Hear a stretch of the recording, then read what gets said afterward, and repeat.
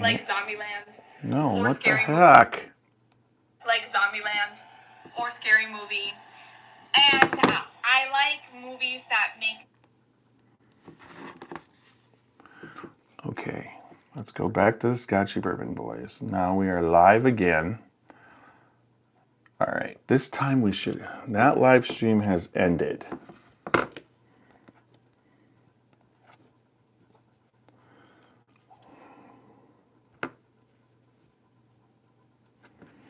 I mean, I'm live. I don't understand. Okay, I'm going to get out of YouTube. This is... I think I got it. Let's see. I mean, I don't understand why my sound wasn't working. And I'm not going to give up. All right, here we go. I got off the app. Here we go. We go to Scotchy Bourbon Boys. There should be a second. Here we go. A second. All right, we got sound. Yeah, I know, John. Facebook was working great. Got sound. All right. Yeah, I know, John. Facebook was working great. Got sound. All right. Yeah, I know. Let me get this. Oh my God. Let me get this. All right, here we go. Oh my God. There we go. Let me get this. All right, here we go. Oh my God. There we go. Yeah, I gotta stop that. Yeah, I gotta stop that. All right, here we go. All right. Oh, wow. And Ed's gonna be in a couple minutes. All right, get this out of my way. I know it's all working. Hey, Jamie, good to see you. Greg, hey, good to see you. I understand. Ed is going to be quick today. He's on his lunch break doing this tonight. So that's kind of cool.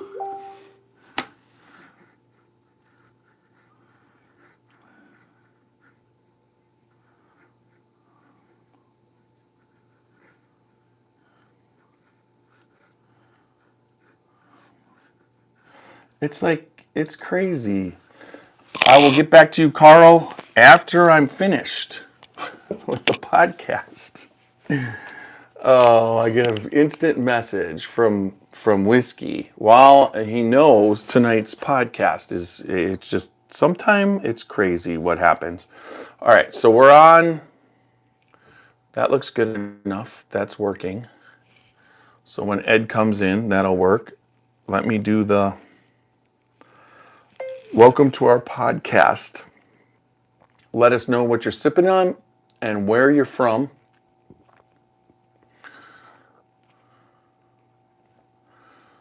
Super chats are welcome and will be read on air.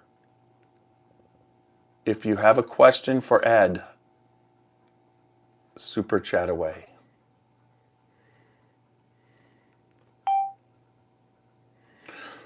All right, so there's that. Now I got to get this over here in case there's a super chat. All right, I should hook that up. I also need some glasses.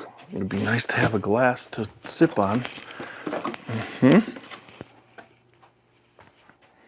Let's get a couple Glens. And then let's pull this across, underneath, over, around. Oh my God, are you kidding me? Come on. There we go. I wonder what I screwed up now. It's one of those days, guys. It's one. Hey, Randy. What do you mean Whiskey may not? He does not want to join. He's telling me he's out and he wants to do something on Sunday. That's what he's telling me, Randy. Not that he wants to join. And I'm trying to see, is that out of it? I think it is. That looks so crooked, but it's not that crooked on on YouTube. All right, let's get. Why is that? Why are my? Okay, I wonder if there's some. Why is that? Yeah. So, for some reason, my comment is ghosted. It's fine. All right, looks like I'm ready. We already talked about Ed a little bit, and I'll quick do. Make sure you guys, if you get to Kentucky, get to Whiskey Thief Distillery get to Whiskey Thief Distillery or Distilling Company in Frankfurt and their tasting room in Nulu. You don't want to miss out. It's a barrel pick all day, every day. You got to get there because they are going to present you at both places with 5 barrels. They're going to thief samples into your glass. And if you like one, you can bottle your own. 375, 750 with the thief. You thief it right into the bottle, you put the label in, and you're ready to go. There's no place like it. A barrel pick every day of the week, all day. Middle West Spirits has just purchased the Old Elk brand. They've got the inventory up by them in Ohio. They're in the Columbus, Ohio area, aging it, blending it. The blessing of Greg Metz came and saw what was happening and everything. And their new 82,000 square foot distillery can definitely handle Middle West Spirits brand. The Michelone brand, along with the Middle West Spirit cast strength, straight wheat whiskey, 4-grain wheated bourbon, and their pumpernickel rye, all at cast strength, all on sale on the shelves across the United States. Check out Middle West Spirits in Columbus, Ohio.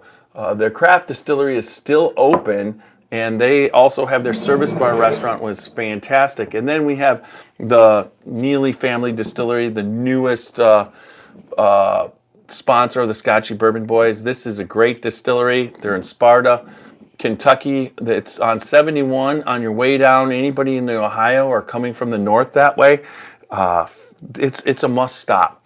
Royce and Rebecca are like anybody else in Ohio, welcoming, and they will show you their distillery, how proud they are. They just put in a new 3-chamber pot still, which is something that's not, it's unique to the United States, and it's one of, I only think, 3 total.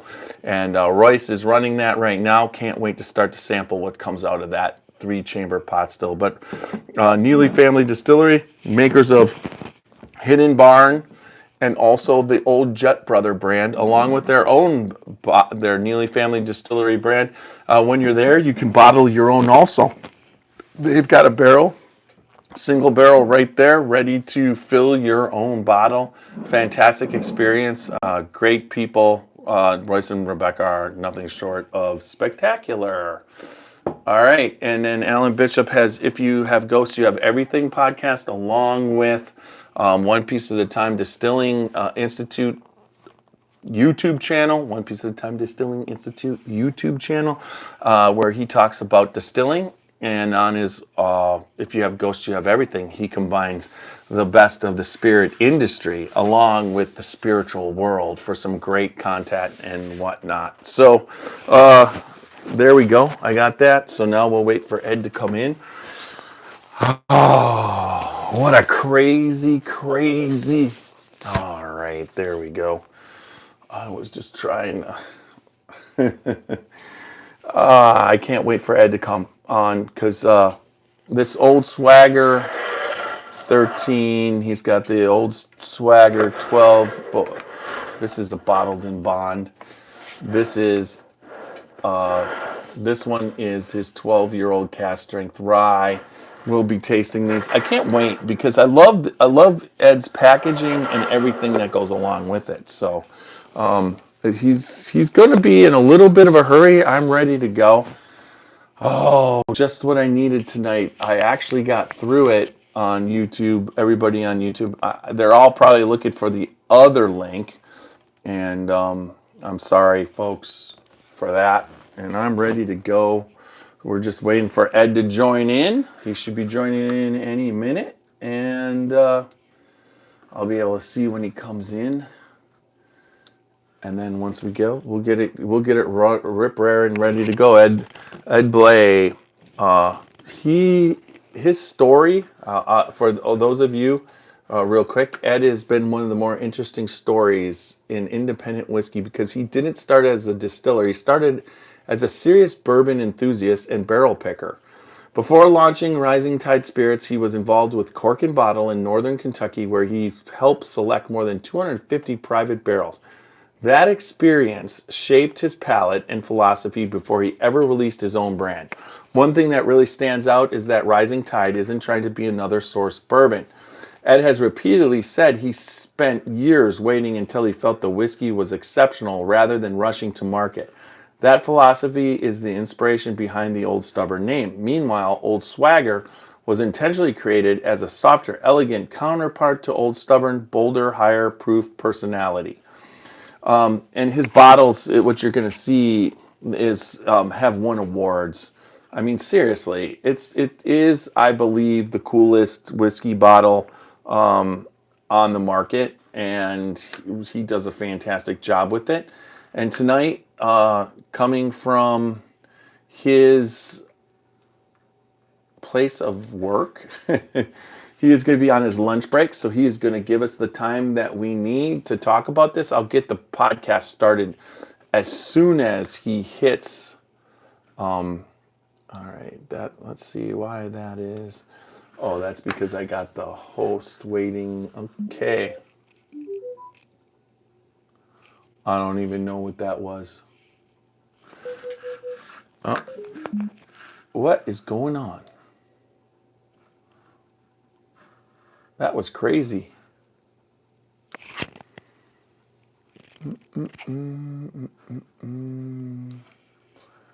I'm pretty sure I'm in the right.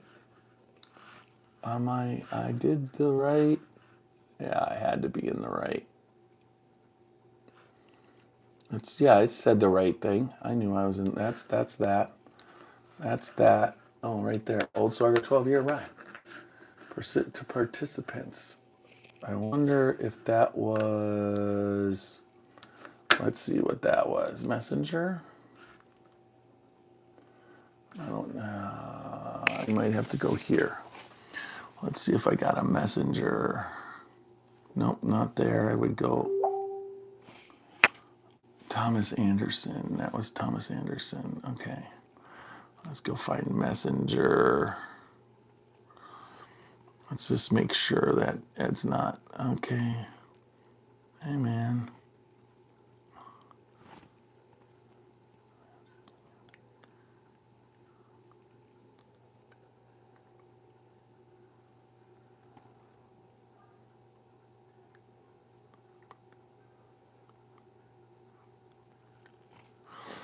Okay.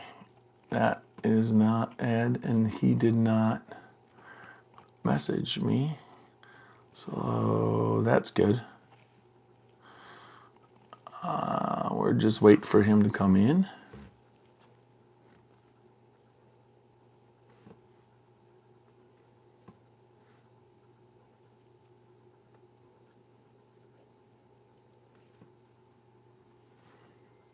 What the heck? All right, let's get this out. I need to have this gone. Yeah, Thomas Anderson. Was it maybe a text? John texted me that Facebook Live was good. It was not a text. Okay, so we're all good. We just got to wait for Ed to come in.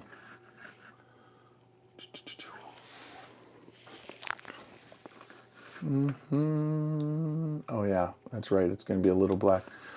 I will start recording now.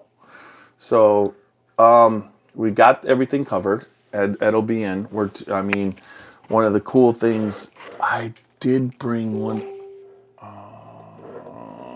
What was that? Why am I getting?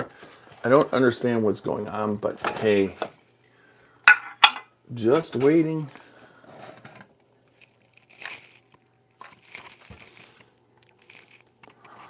All right, let's do this. Get that back up. Okay. All right.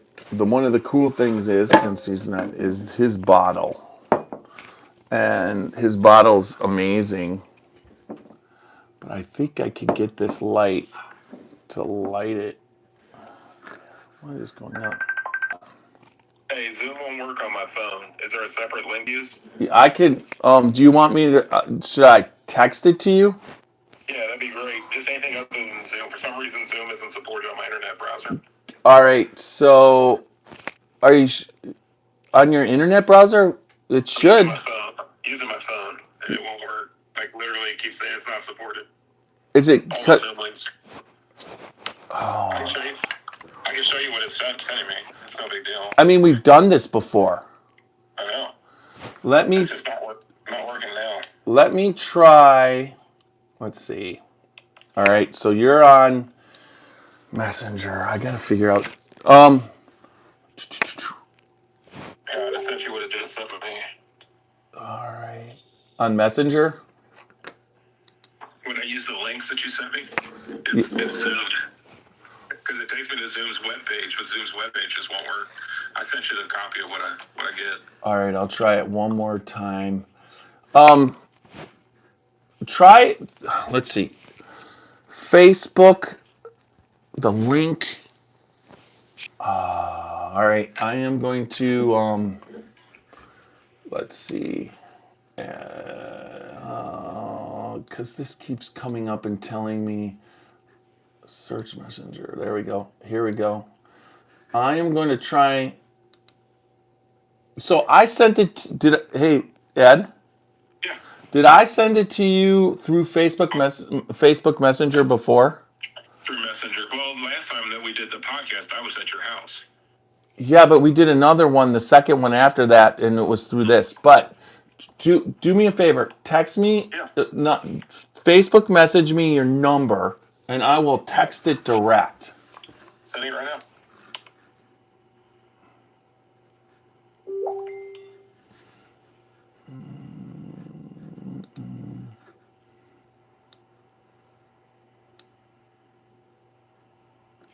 All right. So there's a one-touch link on the message you sent, but it's just phone numbers, and so it's like copy the phone number rather than join the message. Join the thing.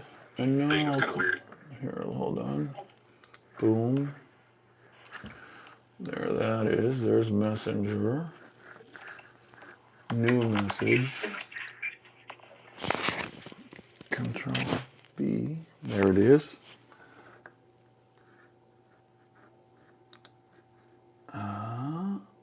Plus. All right. So I said 2. All right. It should give me the thing. All right. Down here. Copy link now. All right. Copy.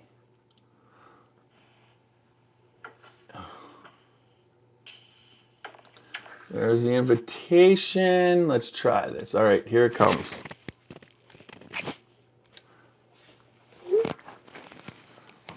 All right, let's try that. I mean, pretty much everybody gets on. I mean, I never had anybody not get on, so try that link. Okay.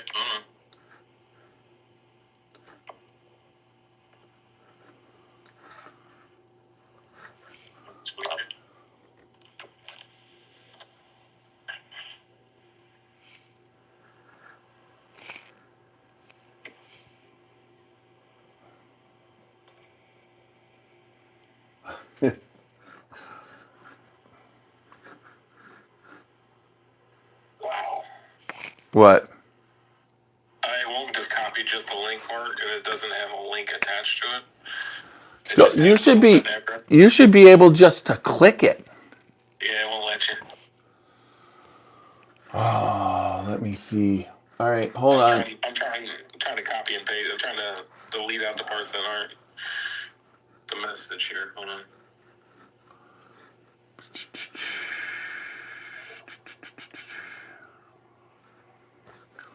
So wild. Technology hates me. I have come to that conclusion. All right, let's get that off. All right.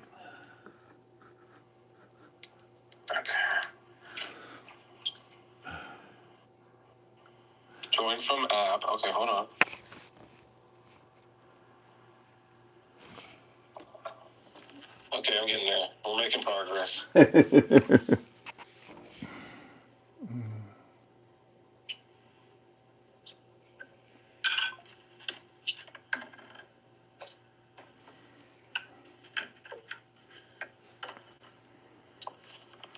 Come on, I had to download the app. It's working on it. Okay.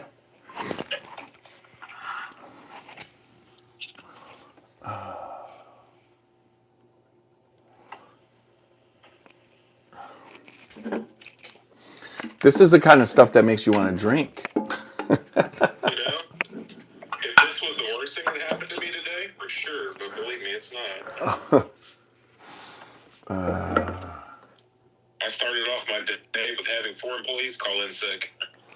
Yeah, that's the norm.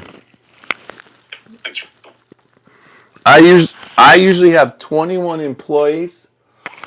Seriously, and today I had 11.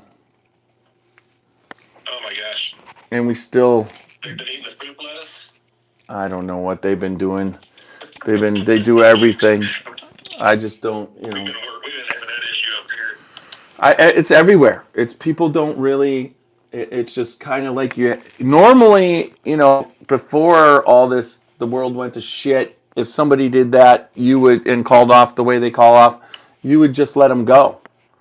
You wouldn't deal, but you have no choice anymore. It's like, what's your choice?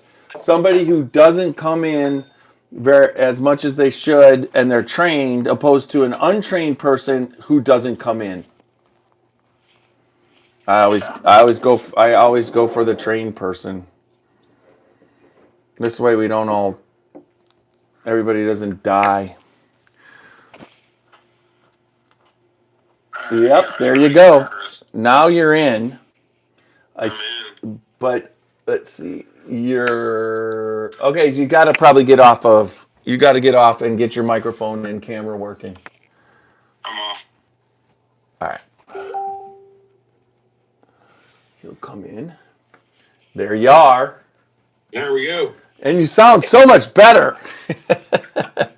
All right, let me get back on my YouTube somewhere here. All right, so I can monitor that. Yeah, you would. When I went on YouTube today, somehow something happened and I had no sound. So I was dealing with that. Life still. Why am I? Thank you. All right, here we go. Yeah, I was dealing with all that. Let's see. What is that? Did someone just do $200?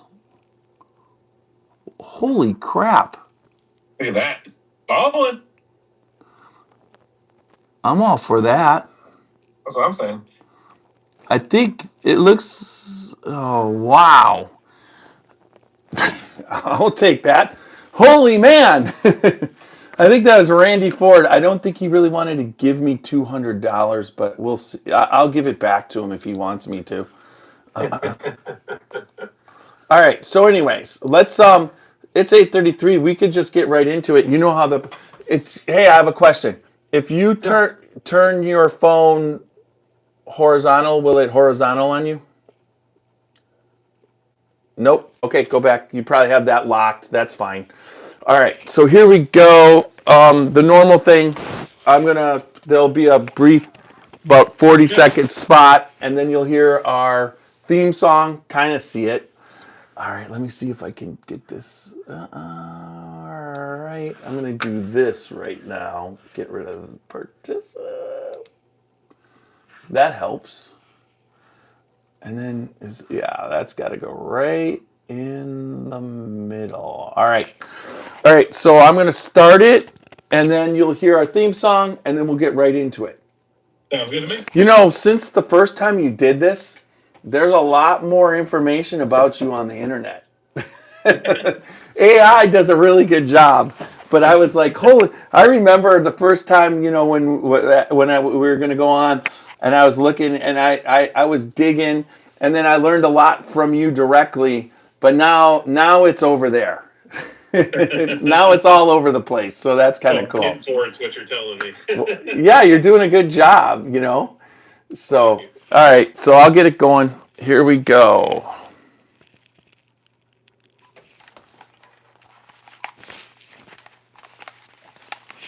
Ten four.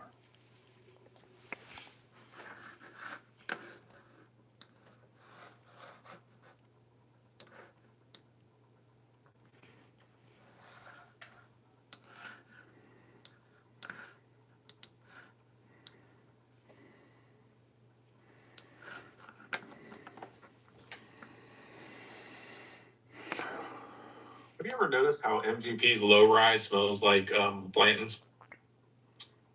Which one? The MGP low rye recipe. No, I haven't made that connection. I just noticed that. I'm like, my God, that smells like Blanton's. It's got that bubblegummy smell. Kind of wild.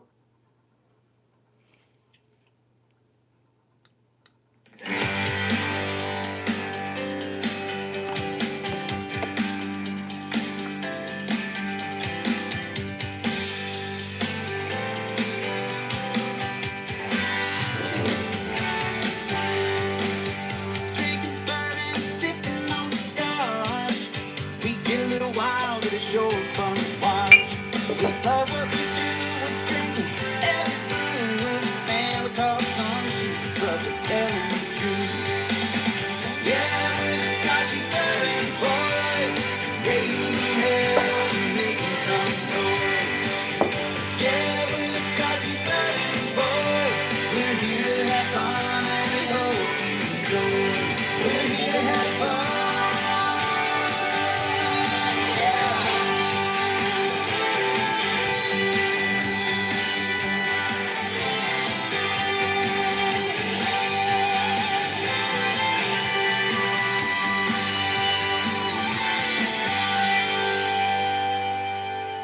All right, welcome back to another podcast of the Scotchy Bourbon Boys.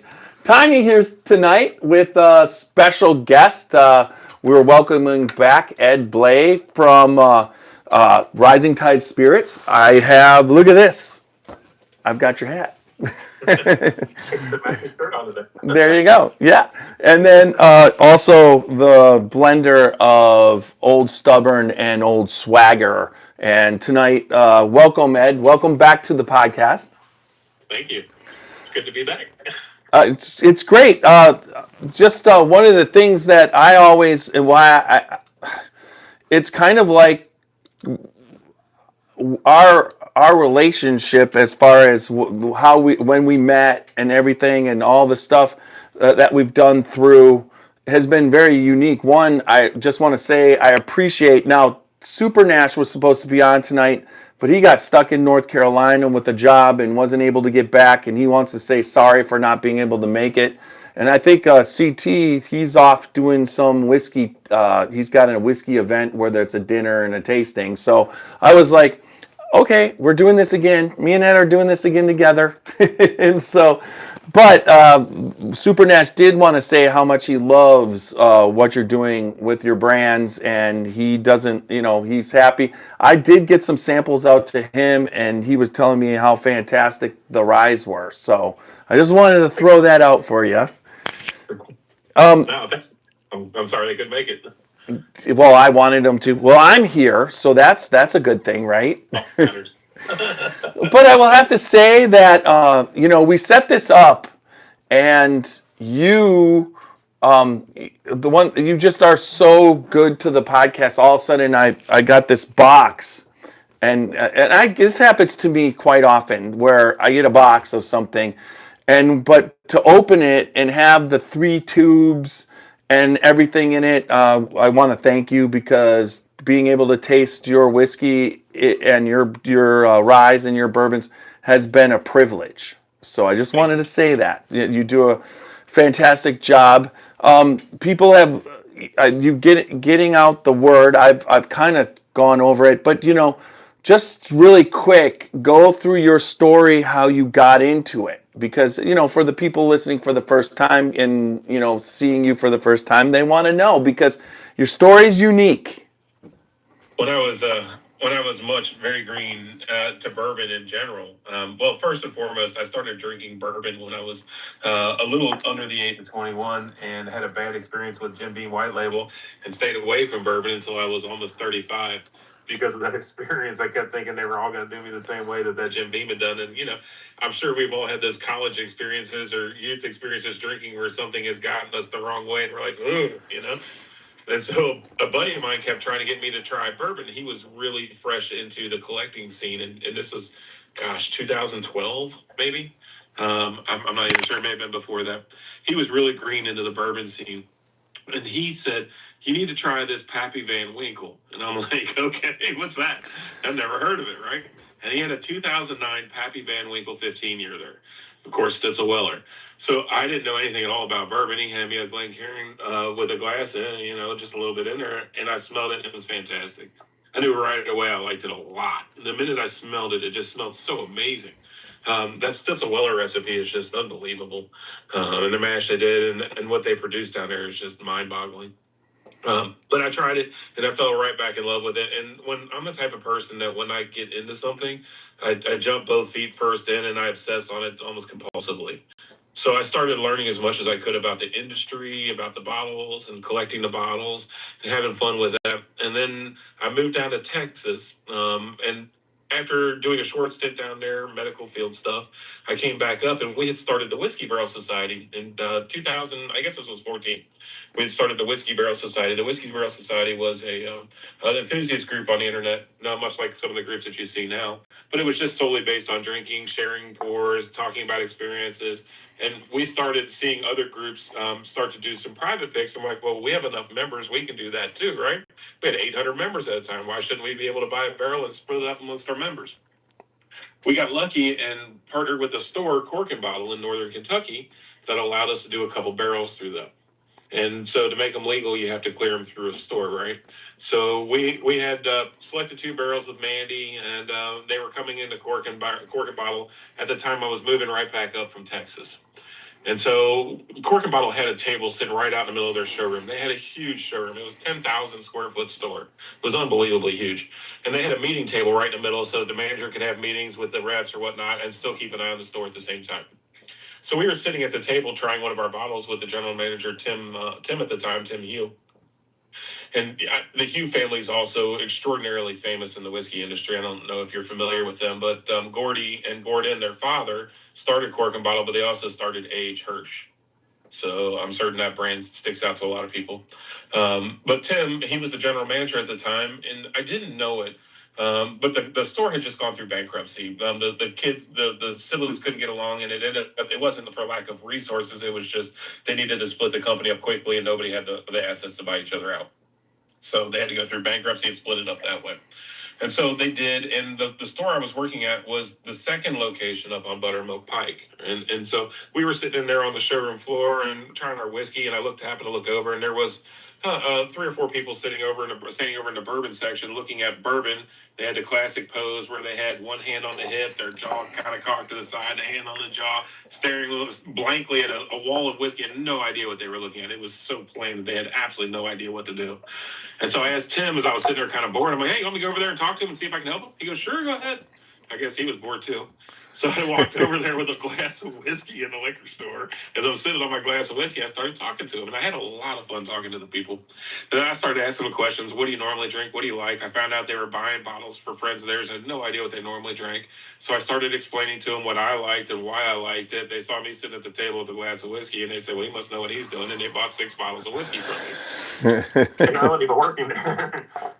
And I get back over to the table, and Tim's standing there, and he's got his jaw on wide open. He goes, how the hell did you do that? So let's talk to you about whiskey. It's fun. If you just talk to the people and tell them what you like and don't like, and tell them why you don't like, they listen to you. He goes, do you need a job? And that was the week I moved back up from South Texas. And when I say South Texas, I was 15 minutes north of Brownsville. I was at the very bottom of Texas. And so I didn't have a job lined up. My family was all back up here, and I was moving back up. And so I'm like, I'll do this part-time until I figure out something a little bit more permanent. I had been working in neurosurgery up until that point. Yeah, that's a big jump. It's a big jump. Neurosurgery to liquor store salesman. Yeah, not even that. I was a stock boy. So he didn't even give you the floor, huh? Yeah, they just said, "Hey, just put stuff away and stay busy." I said, "Okay, no problem." So I did that, but I started noticing a lot of the products they had just sitting around, and a lot of the products they had were things that we would find very, very interesting. But because they didn't have that much business, it was still sitting there from who knows when. And so I started contacting the people in our Facebook group. Well, hey, you may want this, you may want this, and they may want this. Let me know. And the problem with going through bankruptcy in a liquor store is you don't have terms. When you come out the other side, you don't have credit terms with them. And in a liquor industry, that's a death sentence. If you have to pay cash for everything buys a liquor store up front, unless you're independently wealthy, which is likely not the case, or you would have terms, you're in deep doo doo. Right. So we were actually able to pull off a miracle, and I flipped that store back into existence again, just through the products they already had, and then through doing private barrels again. And I had a lot of fun picking private picks. I ended up doing almost 300 of them while I was down there. I mean, barrel picks. I don't care what you say. I don't. You do your first, and you've done. You're on your 30th, or the internet says you've done over 250, but it's still fun every time because it becomes a challenge to come up with new ways to keep it even more interesting, to find something even more exciting. I mean, I've done picks that would make everybody and their brother's jaw hit the floor. I was able to take part in Michter's only private barrel 10-year selection. I did the very first barrels of Stag Junior private picks. I've done a 3-barrel blend of Old Weller Antique. I don't know anybody besides like two major liquor chains that have done any blends with Old Weller Antique. They're all single barrels. Nobody has allocations. I mean, I've done 14 barrels of Four Roses. I mean, it's just crazy stuff. Al Young was a good friend of mine. I got to go to Wild Turkey on my 40th birthday and just hang out in a rick house with Eddie Russell and pick a barrel for my 40th birthday. And then I got to repeat the process again on my 41st birthday. It's like the wild things that you were able to take part of in the industry. That's what's special to me. Yeah. That's what all the memories for me. It's like I got to meet some of my favorite people that I know now in life, sitting in lines waiting for releases before I ever worked in the industry. I loved it. That's how I got kind of into it. And so when I was at Cork and Bottle, I did a blend with a no-name distillery. I think it was 2017 that won pound for pound whiskey of the year on bourbonr.com. And that just absolutely put everything into overdrive for the store. It was wild. We had 750 people camped out over 20 hours in advance to buy a bottle of the next. It was absolutely insane how fast and how many people were there and what a good time everybody was having. We had a DJ there. Sure. It was really funny. That was his first time ever seeing one of my releases. Was for that release, and there was 750 people camped out there. He had big old saucer eyeballs, and he goes, "Ed, this is incredible. How did you do this?" I said, "I just talk to people about whiskey. It's fun. Have fun with people." But so I realized that working there that, I can do this a little bit larger scale. I can make a little bit more people happy, and I can go out and kind of do it on my own without the restrictions of the corporate overlords, and maybe do some things that I really enjoy doing. And so I found a couple enthusiasts that are like-minded like myself, and we ended up joining in together, and we're all enthusiasts to begin with. So when we make products, we're making them for ourselves.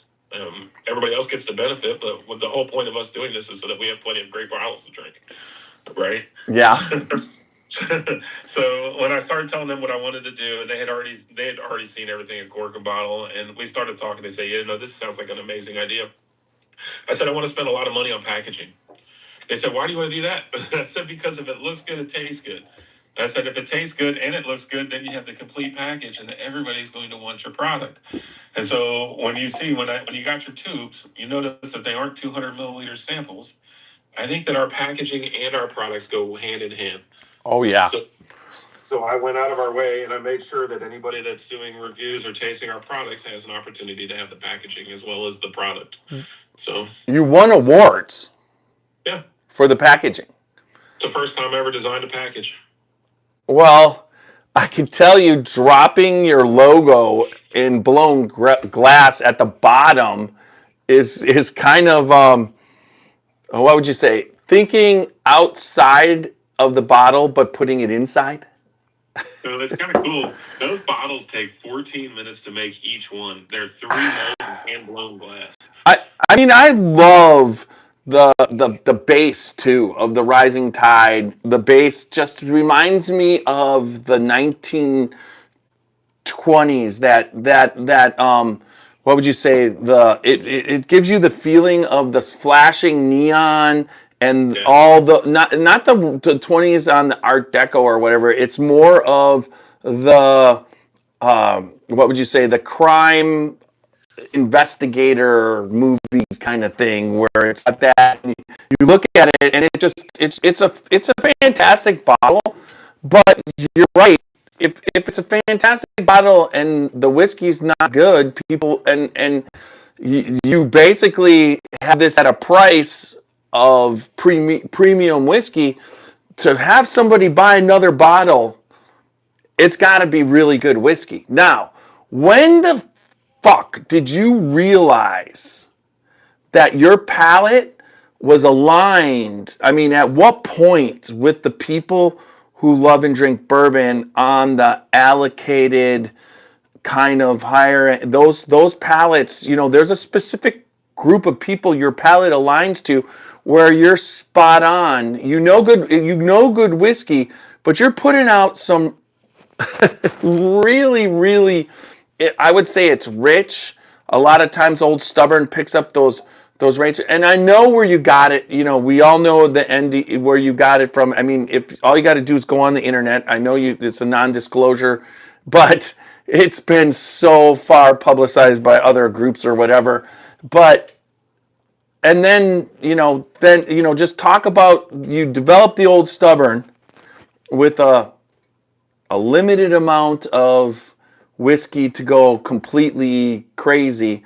But now you've got the old swagger. And then we'll talk about the rise right after that, because I know you're in a hurry. That's okay. So Old Stubborn, I had a relationship with the distillery, a very, very, very good relationship. I've had it with them for a very long time. One of the things I pride myself in is making friends in good places. And so I have a lot of friends in distilleries.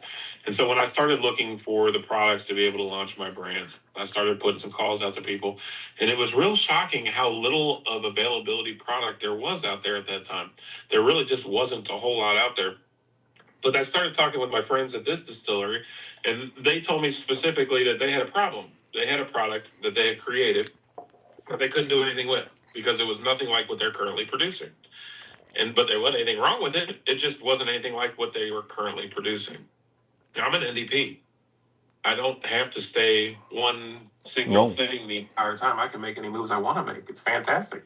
So they're like, hey, I know you're looking to get started. Why don't we partner up on this? And I said, I think that's a great idea. And I started talking to my investors. They said, I think this is a good idea. And I started tasting the products. And the time I started tasting them, it was really hard because it was in February. If you know anything about barrels in the middle of dead of winter, they're sick. Until they warm up, they're sick. They don't taste right. Winter makes them extraordinarily astringent. That's just what happens with whiskey. And so I'm tasting them, going, oh man, I don't know. maybe this isn't for us. And then I'm going, hold on a minute. I took them inside and I let them warm up, and I'm like, whoa, now we're talking. And when I started tasting through them again after they had warmed up, they were absolutely home runs. And I'm like, yeah, this is going to go great. So that's where Old Stubborn came from. We ended up with several hundred barrels of that, and it was great. And at some point in time, it'll come to an end, and we'll have to transition the product that's inside of the bottle, and it'll become a different product, liquid-wise. But it'll always be an upper-end, high-end product. Okay, so I'm going to ask you this question. You can say no comment. Are you working at the moment on creating, it's so, as an NDP, you can go someplace and have somebody make stuff for you and start aging. What? Do you really? Yeah. I mean, we're talking. So if you think about that now, right? How long does it take whiskey to age? Well, I understand that, but you're at the point where you're developing the actual product, and you're really we've talked about this on the podcast for the last couple weeks or a couple months, that you're in your sweet spot as far as when you're producing and the internet and your releases don't lie. I mean, it's even you got to experience this a little bit when you were doing your single barrels, because people started coming to where you were, and then when you were releasing single barrels, you had a group of people that were there, and they were just gone from, right away, correct? I mean, there was lines, and you had gotten a whole... We got to the point where every time we would release a private pick, there'd be a line at the door, regardless of what the pick was. I remember specifically we brought Blonde Brothers into Kentucky. We were the first place to bring them into Kentucky, and I did 5 private barrels with them as a launch. We did 5 barrels as a launch with them. Yeah. Insanity. And they were gone within an hour and a half. Those guys are wild, too. But the whole point was is nobody had heard of them. Right. But we were literally the first place to have them. I brought in 5 barrels, but because of our reputation on picking barrels, it made them disappear quickly. Well, we seem to align. When I go to do picks, I seem to have a palate that aligns with the people that really enjoy the higher end whiskey, like you were saying. But it's more than that. I think I've refined it over the years, because I'm not going to say every pick I've ever done is just a rock, the best thing ever. But there's definitely been a lot of them that, when put in side by sides with other bottles of the same product, that it was clear that they were just significantly better. So I don't know the answer to your question on when that happened, but I think it was over time. I think it's just through practice, much like anything else. And it's finding out, and plus also having real-time data really made it nice too. So I could see how people actually reacted to the picks I was doing in real time. As I was telling them, they were able to taste them right there in front of me. I could tell whether or not it was something that the average person would like, or something that somebody had to be a little bit more nuanced would enjoy. And usually it came down to barrel proof and proof. I mean, I've noticed that a lot. Like if we did a pick on, let's say, 1792 bottled in bond, anybody could drink that. But if we did a smooth ambler that was 138 proof, there was maybe, a few people that could drink that normally. So proof had a lot to do with it, but yeah, it's just refining what you're looking for over time, and then also making sure that you're choosing wisely. So now you have a brand. Well, I'll quick ask you, do you still enjoy other brands? I mean, as a... Yeah, we're enthusiasts. We drink everything. Okay. I'm not just the guy that only drinks what he is. Okay. Well, some people have to just drink what they have, otherwise they're going to get in trouble. But that's usually distillers. So, you know what I mean? So, all right. So we're coming down to now. You've done you just released the Rise. But what I've noticed is you've got the fanfare for your brand. Unlike, in my opinion, I see a lot of what would you say? A lot of craft distillers and distilleries or NDP people releasing their brands, and because of the level of the amount of a smaller release, I don't see the let up hitting people like yourself or those craft distilleries, because they release it and it's just they got lines and they go. I mean, it's not like any of them have anything sitting around. If it's sitting around, they're just letting it age in the barrel a little bit longer, so till their next release. So it's almost like the perfect storm right now for NDPs and craft distilleries and craft type people. I would say you're a craft because you're blending together smaller levels of whiskey, the amount of barrels, it's a smaller batch, and producing this high quality whiskey that people want. And I watch it go online, and I mean, I think this last release, you were almost sold out in pre-sale. We do that most of the time, with the exception of the new brands. Whenever we release a new brand, it takes a couple weeks to sell out, but then the next time we release it, it's gone immediately because people realize how good it is. I'll argue the fact that we're not craft. To me, craft is the guys that are finishing it in raspberry barrels and honey barrels and blending them together to make a raspberry honey bourbon or whatever. That's all craft.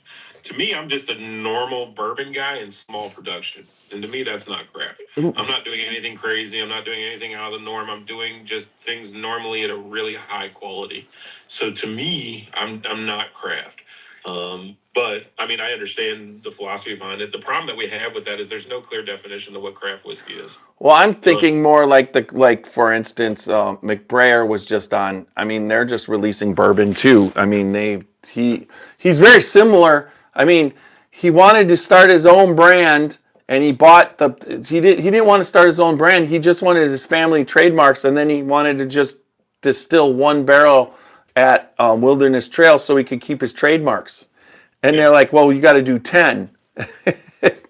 and then his lawyer's like, but you do have to sell some of it.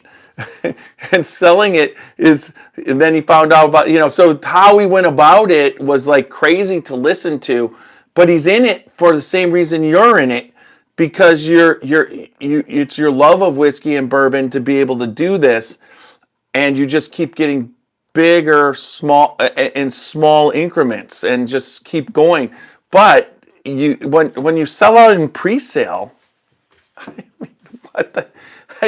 it's like it's kind of like if I just let all the people, we do a bus tour, and I let the couple years ago I had to work to sell the tickets. Now I basically put them out to the people, and then I basically say, do you need, if the couple people who aren't going again, do you need some? And it's sold out. And it's just the same thing with you.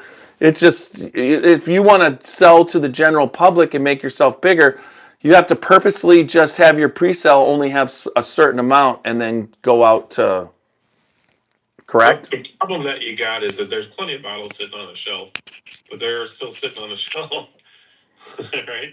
So when those brands go to restock the shelves and the product's still sitting there, it doesn't do any good because the stores are like, well, we still have some.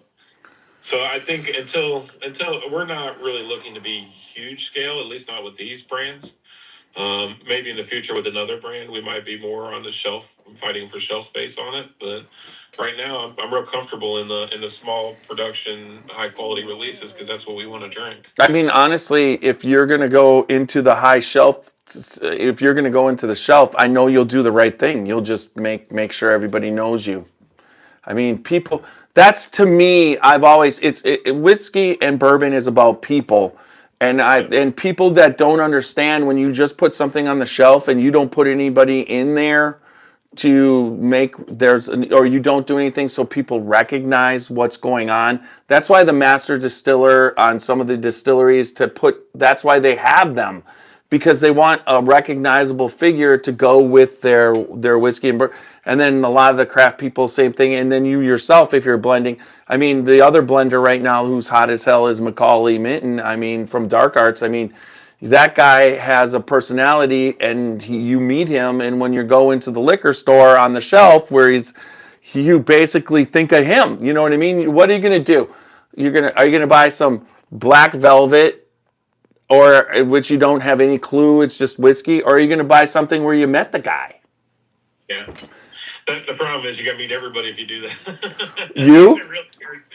Well, no, I think you got to do.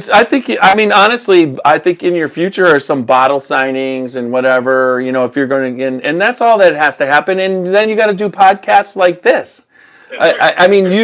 When you came on the last time, and I know when you came on the last time, it was like, you brought the samples of the barrels and then you blended with me and gave me a really good insight of what blending is. You can sit there and know about it. I've watched people do it, but to actually do it like we did was something that was very, very unique for me.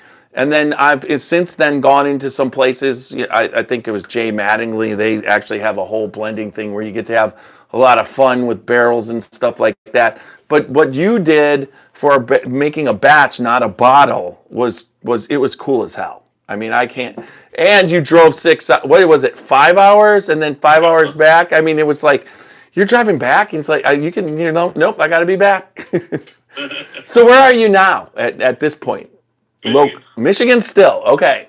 So you know what? One of these times, I've been going up there so much. One of these times I think I'm seeing another. Hold on real quick. I'm going to see. There's another. Oh, great. How did that do that? All right. Let's go back. Hit the live. All right. Did someone put in? All right. Kirk, what is going on?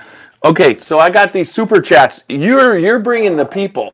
I mean, this one's I've never had a $50 super chat. All right. It says, cheers to Ed. We need some dudes like this in the industry. I love Ed's story Okay, and then he says, "P.S. Randy, you win tonight," because he did a $200 one. So, and then, okay, so let's see if the $200 one said anything. Nope. It's just no. It's just a $200 donation because you're on. Well, thank you. Well, I'm glad that helps you out. no, I mean this is kind of fun. I'm not used to this walking away with that, and so, all right. So let's quick get into the. I know you got to go, so let's just quick talk about the old swagger. You want it and your old stubborn rise that you just released. Yeah. Swagger is a 12-year MGP rye. What I've learned with the MGP ryes is they get really, really good over time. I like the but so the old Swagger rye may get released again at some point in the future. But currently, right, that's going to be it for a while on that one. Then the old stubborn rye, I have no intentions on releasing one of those again. At least not with this distillate. We only had a few barrels of it. I tasted them; they were fantastic. I'm like, let's just roll them, and we did. So it was a one and done on the old stubborns. Okay, and then I'm not always a huge rye fan, but I found out recently my rye sweet spot where I'm not a rye fan is when you get below 100. Yeah. That I pick up notes that are rancid to me. But if we stay above 100, now this is cast strength. I mean, the old Swagger 12 years cast strength, plus it's 12 year. And really when MGP ryes get into that, and there's not a lot of 12-year MGP rye out there. I mean, into the 6-7, area, it gets caramely. So what I've learned about rye, what I've learned about all MGP distillate in particular is that it picks up pickle notes if it sits in the fermentation tank too long. It doesn't get run fast enough. So I think what you're noticing is when those younger ones get proofed down, it exposes that pickle and mint note combination that doesn't taste good. However, what I have noticed is the longer they sit in a barrel, the more that note is muted and the more the sweetness kicks in and overwhelms it along with the richness of the oak. And it's absolutely a fantastic combination. And I don't mind the chocolate and the mint that come through. So this one has a little minty part, but you're right, that dill, I don't know why. I love dill pickles. But in whiskey, it does not taste good to me. So you want to know what I usually do with those? I haven't made an actual vodka Bloody Mary in like 9 years. I get one of those bottles and it's straight into the Bloody Mary. Because where do you want the pickle flavor anyways, right? In a Bloody Mary, and it's drowned out in tomato juice. So, that makes for some nice Sunday mornings, and I get rid of the ryes, those specific ryes I don't like. And usually the tomato juice gets rid of I get this grassy. It smells to me like you put your grass on a 90-degree day for a week out on your to wait, and it just gets that. Ugh. Hey, yeah, it's horrible. I don't like that smell. And it's barley that you're smelling. Usually, what I found is well, first of all, I suppose the grass is fermenting. Yeah. What you're going to notice is that none of my ryes have that pickle note. I don't do that either, so you won't find it in these MGP ones. It's delicious. I'm very cautious on selecting those type of barrels that don't have that.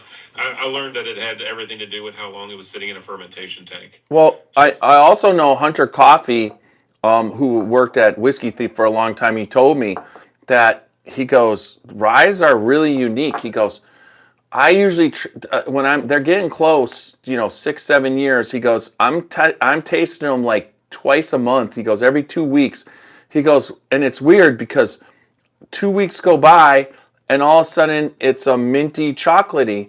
And then I'll like, well, let's let it see if we could get some caramel. And then all of a sudden it'll have he's like, it's got the dill.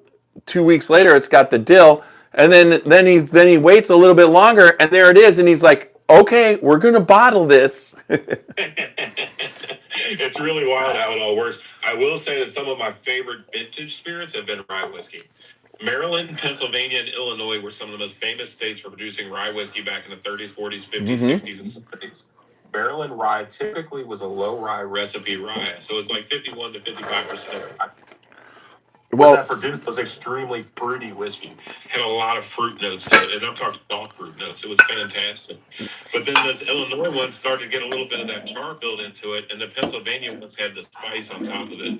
So it was a very distinct difference between all three states' distillation during that time period.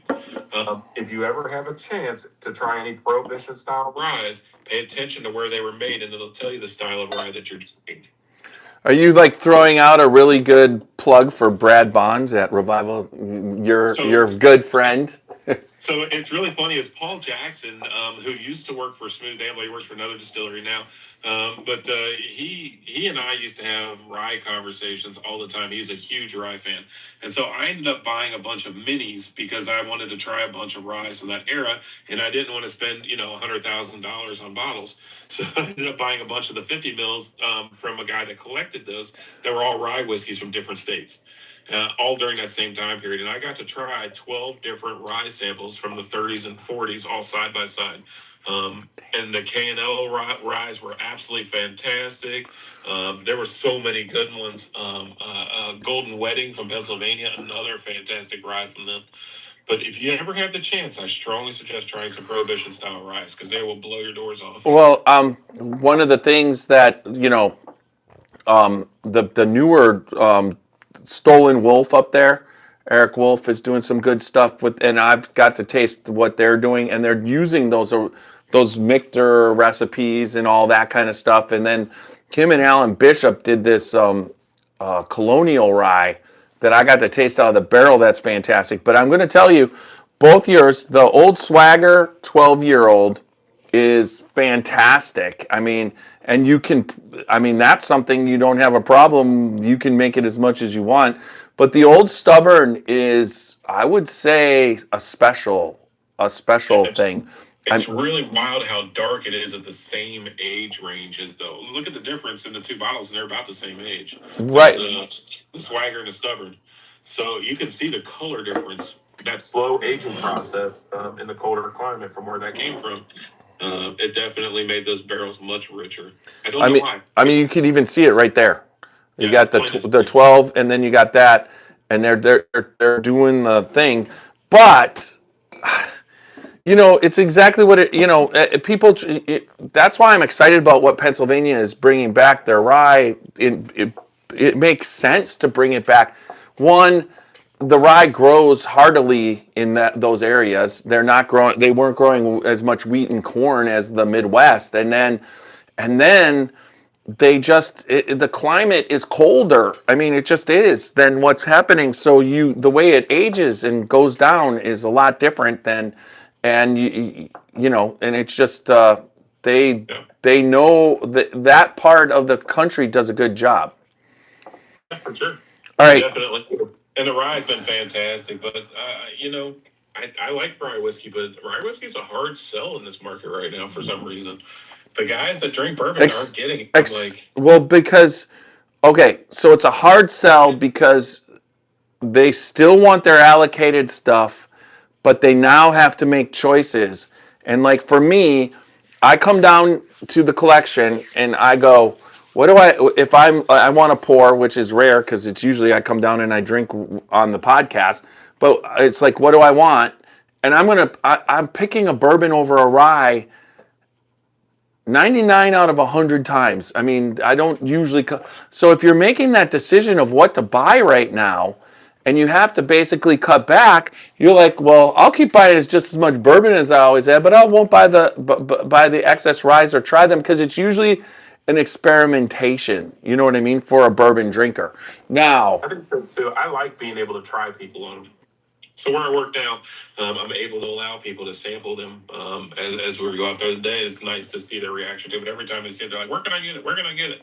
But it's just, I think it comes down to more people just understanding that this one, in particular, Old Swagger, it is up there. I really enjoy that bottle. I think it turned out. I would say it's fantastic. Anybody out there, if you want to buy, but I mean, how much is available still? I mean, There is some. there You is can go to some. Peach Street Wines has a few left. Brand has a few left down at Revival, but I mean, a few. They also had huge allocations of them, so there isn't much left with them. But they do have a few bottles left if you wanted to pop in there. The other one would be the Bourbon Concierge has a few left. I think he had like 500 or 600 bottles to start with, but he's down to under 100. So I mean, there's not many left. It's moving. I mean, it's for what it, but it should move. I mean, the more you get out, I mean, you come to the right guy overall for me, because what I am is kind of what you're presenting, and that's probably what you are. That's one of the reasons why I got into this, because of Booker's. I mean, Booker's is exactly it. It was unique. It's the first ever barrel proof, uncut, unfiltered bourbon to ever go in a bottle. And then they have a wooden box, and they got a card. I mean, I'm a baseball card collector, right? They give you a card that you can't read because it's so little, but at least they like put it in big fonts online. Same thing what you've done. Tube. But and Taylor really, was the one that really got that tube thing where. But you have a.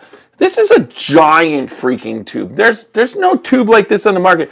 Plus, I showed everybody, it comes with a plastic insert on top and bottom because of the neck of what your bottle is. Now, this bottle existed before. It's not brand new, right? They've had styles like it, but not with what's inside. Well, no. So the style there was a shape that was kind of similar, but I completely customized it for us.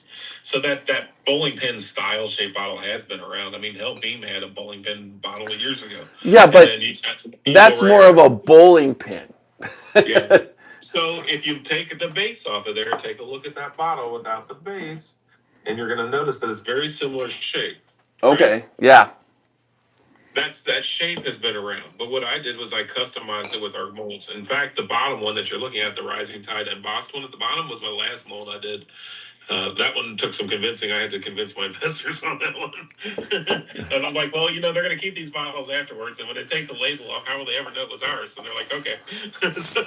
Oh, but God. I mean, but then you did it with the coolest. I mean, honestly, I love the base. Yeah. I mean, yeah, and this ain't falling over. No, I mean, the 3 molds it took, and then to convince my investors that we had to put that kind of outlay on packaging alone, they're like, wow.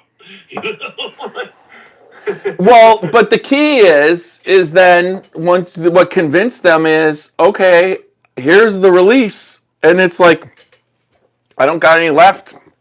Bourbon is a pie, right? The whiskey sold, the bottles sold, the tubes sold, and they sold for. You're not in the market of competition craft distillers who are trying to keep their stuff between $60 and $70, which they do really nice. You're in the market of the people who want to drink something special, have something special, and that market, this is in the air of Johnny Walker Blue. These people, you're in that market, and you released into it and have done it almost seamlessly. I mean, I'm sure you probably, if you went behind the scenes, there was a lot of shit hitting the fan. But overall, the way it looked to the public, you pulled it off. Thank you. I mean, yeah, it wasn't as easy as it looked, that's for sure. It's been a challenge the entire step of the way, and so far we still haven't made it. We're still growing and doing the best we can. So I think we have a long way to go. We're going to do the best we can in putting out the best products every time, though, because honestly, that's what we want to drink. So that's perfect. I mean, okay, and then your last one, quick, which was the 13 Old Swagger. Now, I've just got all the spiciness of the rye on my. And once again, the coolest is you pull this little plastic insert out, and then at the bottom there's one down there, so that when you drop the bottle to the bottom, unlike all the other places, it hits a nice little plastic cushion. So, I mean, thought of everything, but that's the 13-year-old old swagger but I mean, I just love your logo in the bottom. I mean, it just like, in the bottom of the bottle, it's kind of like, I think people will drink. I think they're going to drink it faster so they can see the cardinal. It's like, we got to get this level down so I actually can see the cardinal. It's fun when I turn the bottle sideways to show it to people poking up out of the liquid. They're like, yeah, but I mean, sometimes if you do this light, like I got a ring light in there, you guys can't, but you hit it right, the whole thing glows. It's beautiful. And then, so this one again, you've got, now you can play around with this one too, the old swagger. Now, are you purchasing barrels and letting them age in warehouses to keep it going, you know, and then deciding when you're gonna, so what's that like having where do you have that located and everything? All our barrels are down in Stamford, Kentucky. And we have a facility down there we work with. We have several hundred barrels. I mean, it's quite a bit. We buy barrels all the time. It's part of the process. And then has the new market with the barrels now, has it been finding it that what you were paying a lot more for, you don't have to pay as much for? It depends on the product. Like, it really depends on the product. So it's exactly... There's still people coming around going, you know, you need to spend $10,000 a barrel on this Kentucky 13-year Barton or whatever. And I'm like, no. However, I'm going to tell you, just between me and your little podcast group here, this winter-ish, there may be a significantly higher aged Old Stubborn style bottle coming out on the market. Well, that sounds fantastic. Thank you for letting us know that. Well, We're looking at around 20-year-old product. Whoa. Now that's nice. Yeah. So nobody knows that. There you go. There's a little tidbit for your group. A 20-year-old. Holy shit. I know I deal with Mark Carter a lot, with Old Carter, and he's been releasing those 20-year-olds, and if it's those are light whiskey though. What? That's light whiskey though, right? Sometimes, but then he's done the 375s bourbons. Oh, okay. No, ours will come in 750s. They're 20-year products. Well, he likes, I mean, I don't mind. Well, obviously, I don't think you can make this in a 375. A little, well, I suppose. A little bird. They're hummingbirds inside. Yeah, there you go. Get a little hummingbird one. Yeah, just change it. I mean, you know, marketing it's just, you can be endless if you're creative, and you obviously are creative, and it's gone. And so, I mean, just your products, I put it, your palate aligns directly. I haven't tasted anything that isn't exactly what I want to taste when I'm drinking a bourbon. And I drink a lot, and some things, you know, sometimes I like the old swagger compared to the old stubborn. The old swagger, in my opinion, is a little bit more bourbon-esque. It's not quite as, like the old stubborn, you pick up you're picking up these heavy raisin notes and with caramel and everything. Where old swagger, you'll pick up the caramel and whatever, but you're picking up like more of it's bourbon. You know what I mean? It's got that right. So it's just like but there's nothing I've tasted of yours. I was so honored when you sent me the single barrel. You gave me, everybody was talking about the single barrel with only 50 some bottles, and I'm just like, there was, how many of them wasn't there like 13 different barrels that you chose? And all of a sudden in the mail, it's like, really? I got the one that everybody's talking about? I appreciate it. So anything else you want to tell everybody? How, I mean, I gotta get back, unfortunately. Yeah. But I mean, the next release, a lot of times you release through Revival, right? We do. We have online partners. We have full Kentucky distribution. We may be picking up a couple additional states here this winter or spring, depending on how it goes through. We're working on growing. It's just a slow process, but the reason we do online is because you have the majority of states can order from online, then you all have access to it. And we're all kind of getting, we're figuring it out, and you're keep meeting the demand. So there you go. All right, man. Thanks for coming on. I'll finish up. You can go. So I appreciate it. Thank you for your time, and enjoy the rest of your shift. Thank you much. I appreciate y'all. All right, Take man. care. See you, brother. See you. All right, everybody. That was awesome. I'm gonna that was perfect. I'm gonna end this and throw it out to everybody. Ed had to go. I know. All right. That was. He just brought down the lightning.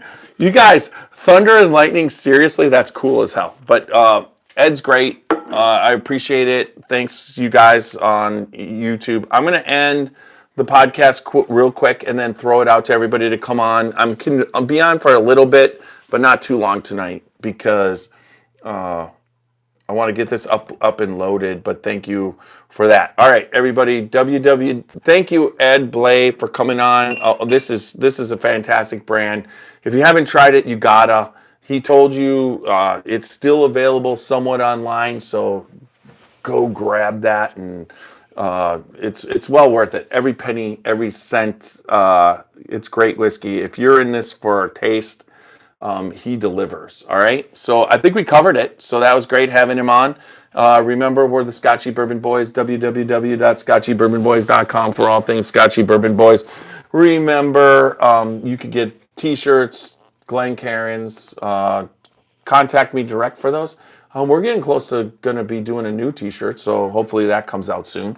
And then also remember, we're on Facebook, YouTube, Instagram, and X, along with iHeart, Spotify, and Apple. But whether you listen to us or you watch us, make sure you leave us good feedback and do what Randy and Kirk were doing tonight. Holy crap.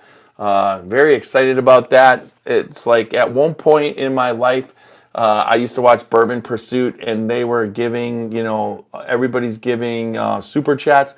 And people are starting to give super chats, and those super chats were fantastic. So thank you, and thank you, Spanky, for that. But I'm going to basically throw out the link as soon as we're done here, and you guys can come on if you want. So Spanky, hang in there if you want to. I'm going to have the Zoom link up in a sec.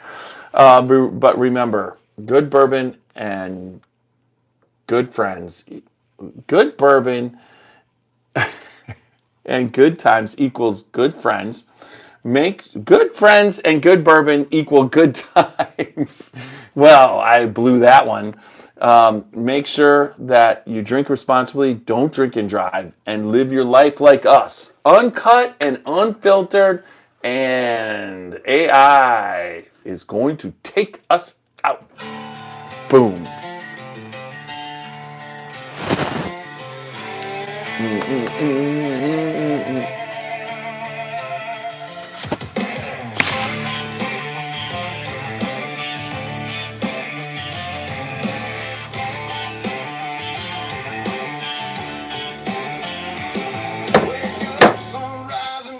On the floor, working Not all day till you can't no more.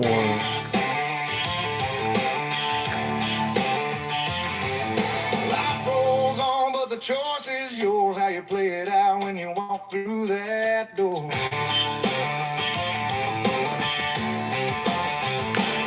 One bottle, one drink, one pour. That's what the Scotchy Bourbon Boys got in store. Tuesdays, Thursdays. We'll Drink through the whiskey on the rocks O'Neill. Bourbon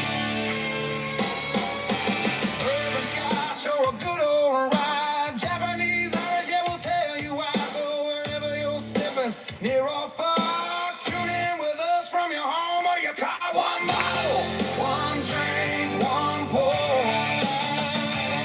That's a podcast. You've been looking for.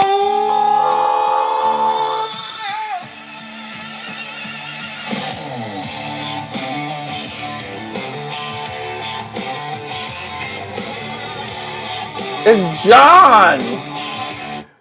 Hey, John, you win. Are you there? First in. Yep, you are first in. You win. Holy shit! What the hell happened? I don't know. Randy dumps a $200 super chat, and then Kirk comes in with a $50 super chat. I'm like, holy shit! Just think if I made $250 a podcast. That'd be nice. That would be nice. It's like Randy he just donated the $200 is, oh, Spanky, yes! Woo! What's up? You do realize now you have just showed us that technically you watched on Facebook because you're not a big Facebook guy, and now you're coming and joining us on Zoom. This is awesome. So it's good. Your boy hooked me up. Of course he did it. I get this thing to focus on the damn.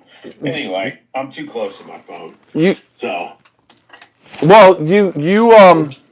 What would I say? You knowing me, I lead you in a lot of good directions. Yes, you did. You do know that my cousin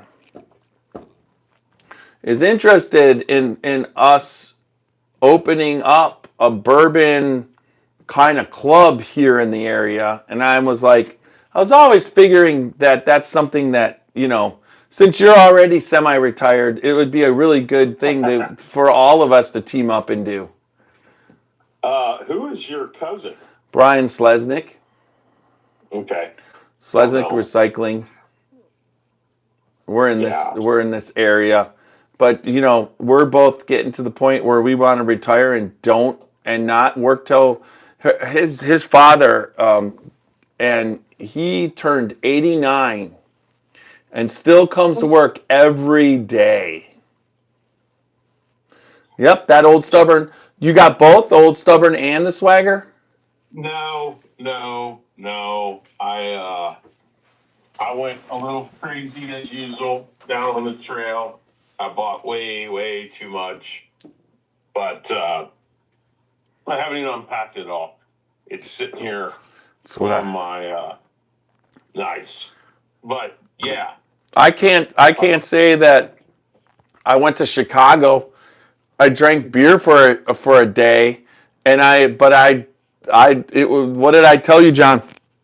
I came to Chicago. I drank beer for a day, but I hunted bourbon all day, and I walked away with, for me, it's a good thing my wife wasn't looking at my bag.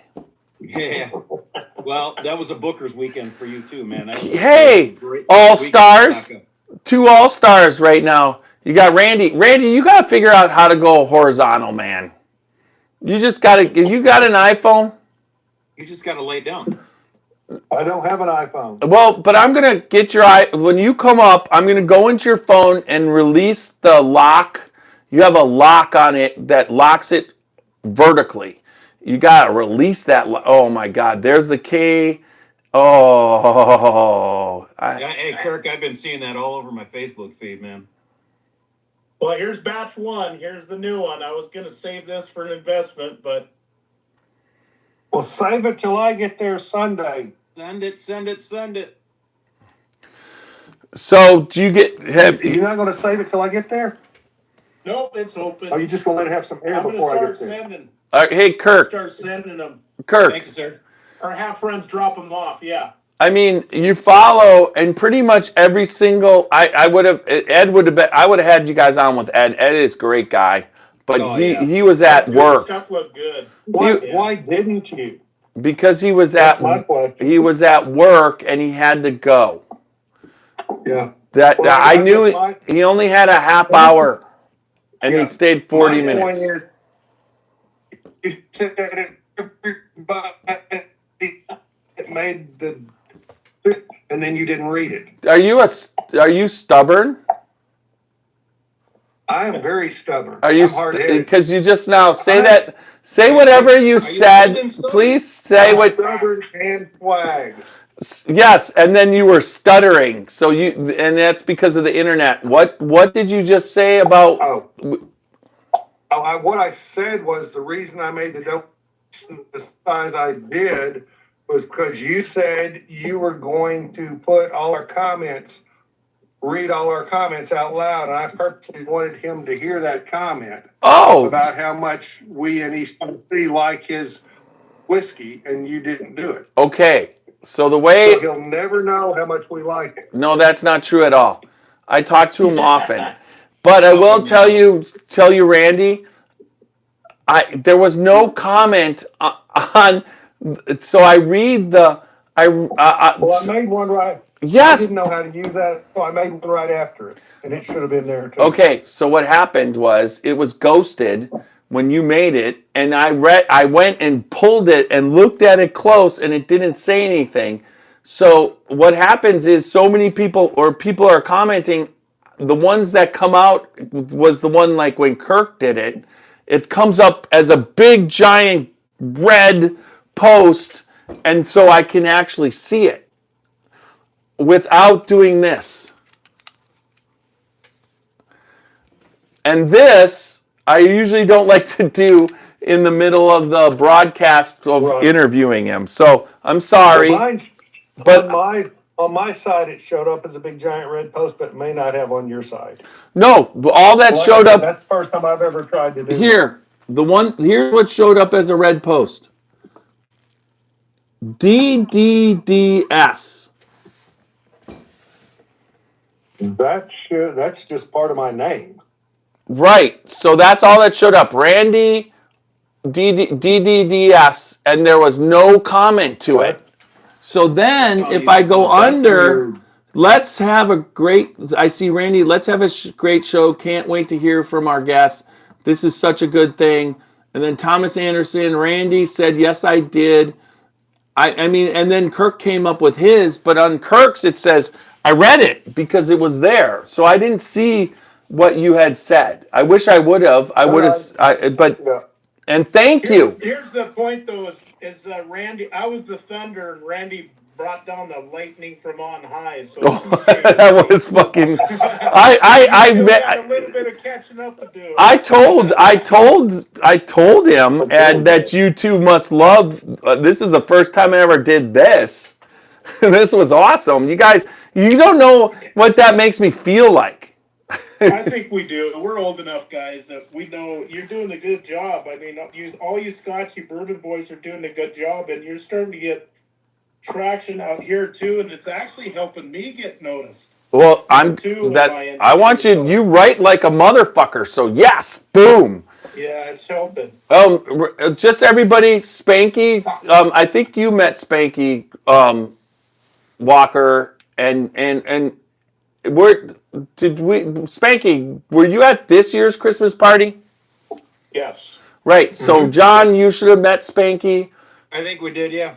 Yeah, but I want to introduce, and then Spanky. How's it going? Yeah, Spanky is like, and he's going to be coming on the podcast real soon. He said he'd come down and be on one. Yeah. So I have this thing for trains, man, and your boy at Revival. Come on, I don't know why this. You have to turn. Yeah. You are in funny focus. You're in the photo. Switch it to just regular video. How the hell do I do that? See, well, I'm not a podcaster. There's the first one coming to you, right here. Lazy K Bar, batch 1. So love it, brother. Thank you. Walker, I'll get you one here too. Oh, might get Spanky one too. Hot? Wait, what about me? Oh, it's coming. It'll come. Yeah. I'm trying to have him on. I want in. Next year. He's like next year. I'm telling you, I need that new Russell's 13, man. If anybody can pick that up, let me know how much it is. I'll pay for that one. It's so good, dude.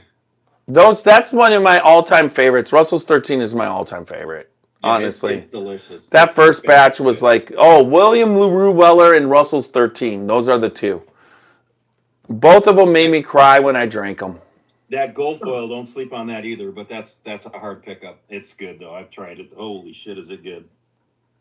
This Old Stubborn batch 1 is treating me pretty well. Yeah. Let's see what this is. This is old. I mean, it's a smaller tube.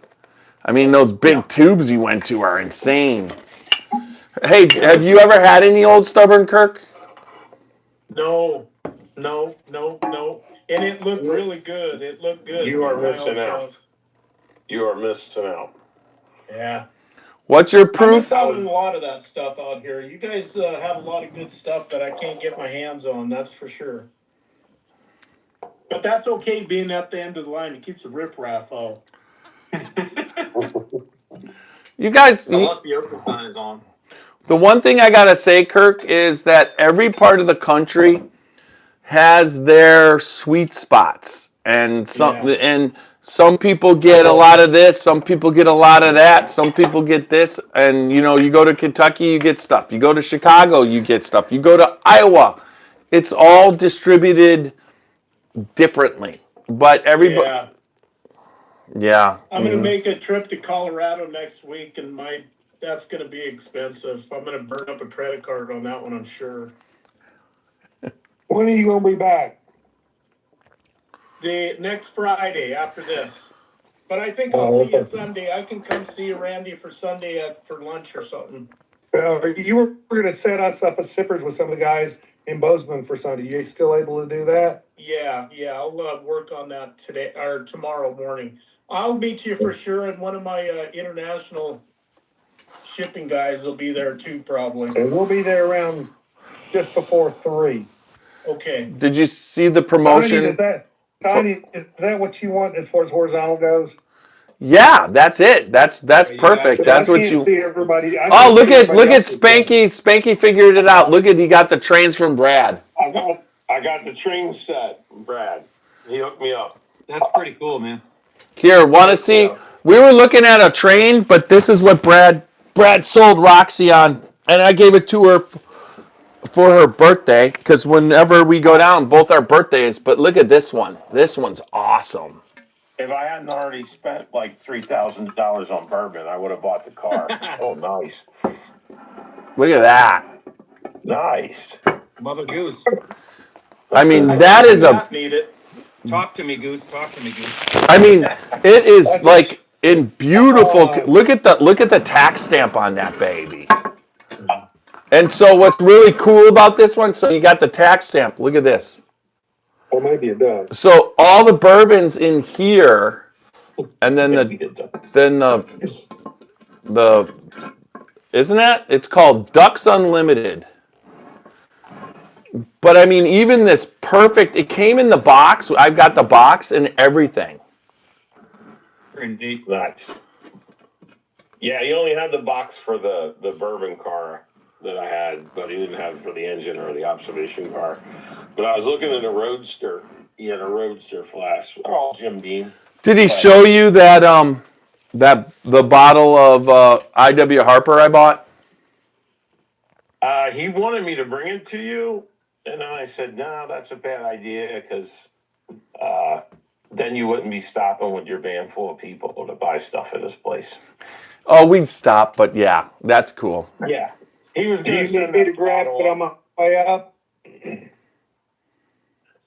Yeah, he was going to send that bottle up with me, and then we talked about it, and I'm like, well, if he's bringing his van down for the Bourbon Festival, just let him bring the van full of people down. So we always meet down there. Thanks for that. That place was freaking awesome. Big time. Did he have his executive suite open yet on the 3rd floor? He didn't mention it. Okay. He only went to the 2nd floor. Because that's that level. The 2nd floor. Go ahead, Randy. No, go on. You finish yours because it'll dovetail to what you were saying. Yeah, the 1st and 2nd floor is what he put in first, and he was showing us, but he showed us the 3rd floor. That's for like Kelsey and Taylor Swift to come when she's singing in Cincinnati. You know what I mean? Yeah. That's like that's and it's like that is a lot of fun. You know, Well, Spanky. the third floor. I'm sorry. Last, The but third floor go was ahead. dirty. The third floor was dirty when I was there. Yeah, when we were there a year ago. It was dirty. Yeah. Spanky, I want to show you how dirty it was. Spanky, It was nasty dirty. Nice. Hey, you You still see how have that dirty much that of that Dowling? So that we had 2 bottles of that one. And he sold me the 2 bottles for the bus tour, and that's why there's so much in Randy's bottle left, because when he was on the bus tour, he was able to drink the Dowling from there and then save his for Yeah. That sounds smart. That's all opened it yet. I'm waiting for a very, very, very special occasion, like maybe a grandson. We drank 2 of those bottles. 2. Yeah, and they were very good. But he did sell them to me for each. I paid for 1 what you paid for 2 what you paid for 1, but that was because it was the bus tour. I have no doubt that was marketing for him. Oh yeah. John, So mine I don't drank- work the same. John, mine don't work the same because they don't belong to a ghost. I like that.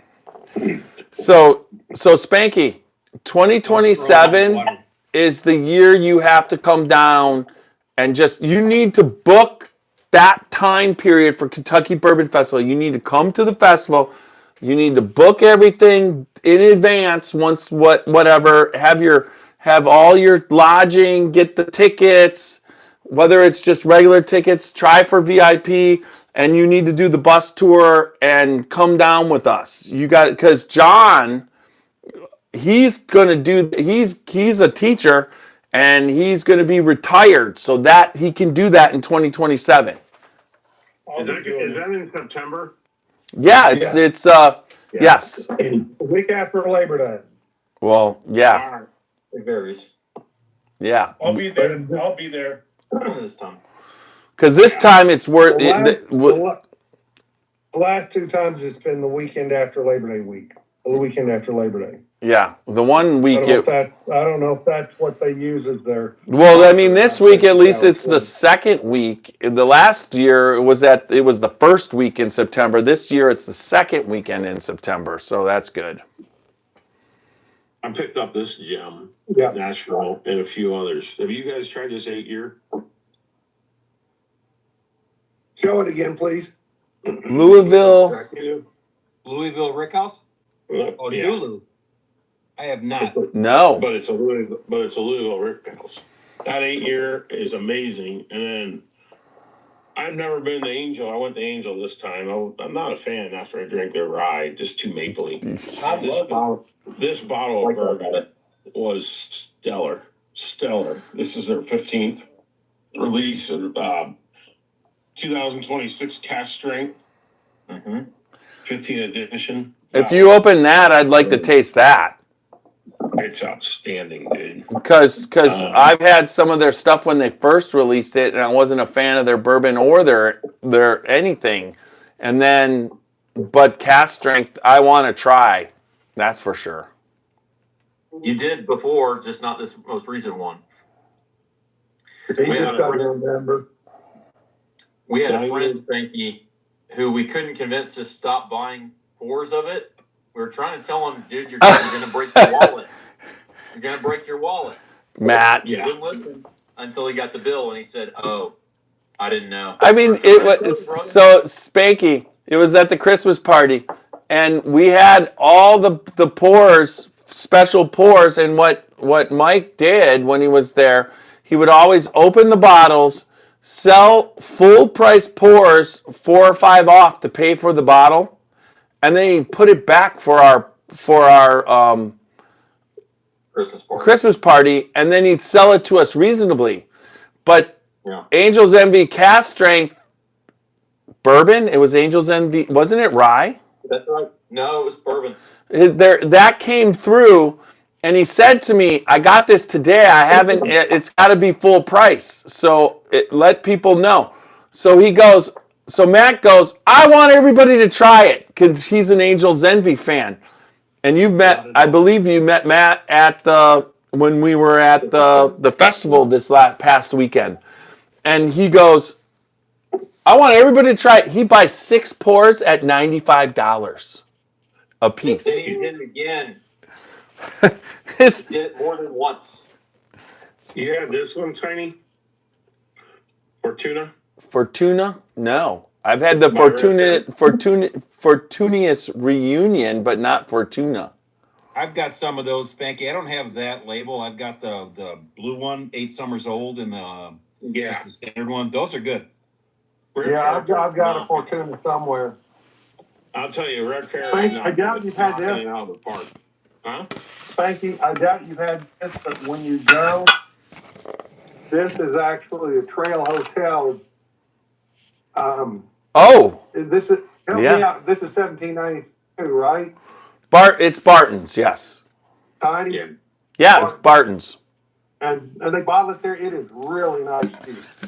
Yeah. It's a Trail Hotel. They're down the street. It makes sense to do a Barton's release. Spanky, so you like the Rare Character. Have you had any of their Brook Hill? I stopped. No, I don't think so. I stopped buying. I got put on a timeout by my wife. So now you buy trains and you tell her, well, those are just train things, right? No, those Brook Hills are expensive. So is Rare Character, though. You know how that goes. Yeah. Well, I was buying early. My buddy was helping with the branding, Michael Bosch out of Vegas. Yeah. And Michael and I have been friends for several years, and now he's got his own brand going. But he did Penelope, Smoke Wagon, Rare Character. I think he also helped out Chicken Cock with their brands and getting social media awareness and stuff. So, yeah. Yeah, the Brook Hill is one of their upper level blends. I've got the 9-year. I mean, they've got like a 14 and something else, and some of those things run up around $500. I've just got the that one. That's the 14. I mean, it's that's supposed to the be 14, John. It's pretty good, yeah. Yeah. It's Big Hill. Yeah. I didn't buy any Rare Character, so I was buying early, and now the price is gone ape shit. It's just like it was $100, 80 to 120 a bottle, and now it's freaking ridiculous. Yeah. I haven't purchased a Rare Character in probably a year plus. They've had some store picks around here with different places, and I slowed it up, and it's good stuff. But I'm like, it's just my wallet was like, if I'm gonna do that, I'm gonna buy something different and better. I told Brad if he could find. I'm looking for another one of this. This is one of their early releases. It's a praline. Okay. This was unbelievable. I've tasted it I got a swallow left, and I've tasted that as many times as any one person could the whole way through a bottle, and I still can't put my finger on the tasting notes. It's got me stumped, and I've brought some guys with really good palates in to try it, and they're just like, I don't know what the hell it is, but it's delicious. Yeah. So blended and confused. Yeah, it's Sounds like a great problem. Yeah, it is lager. Yeah. Jeff is Spanky invited on the 8th if he wants to come. Yes, but I don't think he can. I can't. This is it for me for 3 weeks. I leave Monday for Ireland, and then we get for a week, and then I'm a week in Scotland. I get back for a day, and I got to fly to Seattle. Your body clock's gonna be fucked up. Just don't. You live near Canton. Yeah, he lives really close. Tiny. Yeah, 10 minutes from Tiny. Okay. So if I brought some of this, you could get it from Tiny if you want to try it.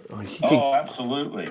Absolutely. He could come out and he could come out on my podcast almost any time. We could work that out, or he can come out on my back porch any weekend if I'm home. I didn't know that at the Christmas party last year. I brought the Brook Hill 9-year, man. I brought it to your basement. I didn't know Spanky was into that, man. So okay. Oh yeah. Next time, I'm into everything. Yeah, my wife put me in a timeout when I got over 650 bottles. She's like, "If you started now, you're going to be able to drink all this before you die." And I'm like, "Probably not." Well, that's not the goal. That's not the goal. It's to have. Take a quick tour. That's where the celebration of life comes in, Spanky. Yeah. Open them all when I'm gone. I told her, he who dies with the most bottles wins. Well, guess what? Randy's getting ready to flex on you now. Yeah. He's got it. He can do it too. I don't know if I can or not. I don't know if I can get my camera to work. Don't break a I finger. turned it damn horizontal. Yeah, don't break a finger flexing, Randy. Oh, Okay, shit. Just flip it around the other way and show us. Fucking Ricky pulled in. What's up, Well, Ricky? that's true. Hey guys, how we doing? Turn on your camera, Yeah, motherfucker. all right. What's going on? I'm trying to get there. It takes me 15 minutes to figure out how to work my I hear damn- you. That's what Greg says. He goes, old rednecks and cameras don't work so well. Oh my. Oh, well, you can't see it when they're talking. They'll have No, to- we could see it. We can see it, Randy. Just keep showing us. I can see it. Cheers, Well, man. Cheers.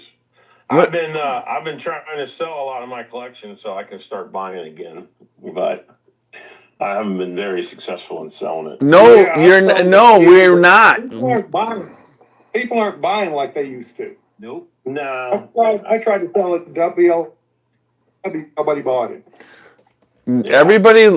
Everybody who likes to buy, and they used to buy other people, they just buy because the availability right now of the stuff being released is way more than it's ever been. So that's where they're buying. They don't have to buy.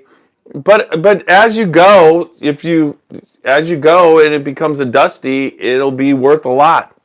I mean, just think about there'll be somebody in 30 years, Randy, that's like Brad Bonds that'll be buying your collection. Some chic. No, my son will have it. Yeah, and he'll sell some of it to Brad. The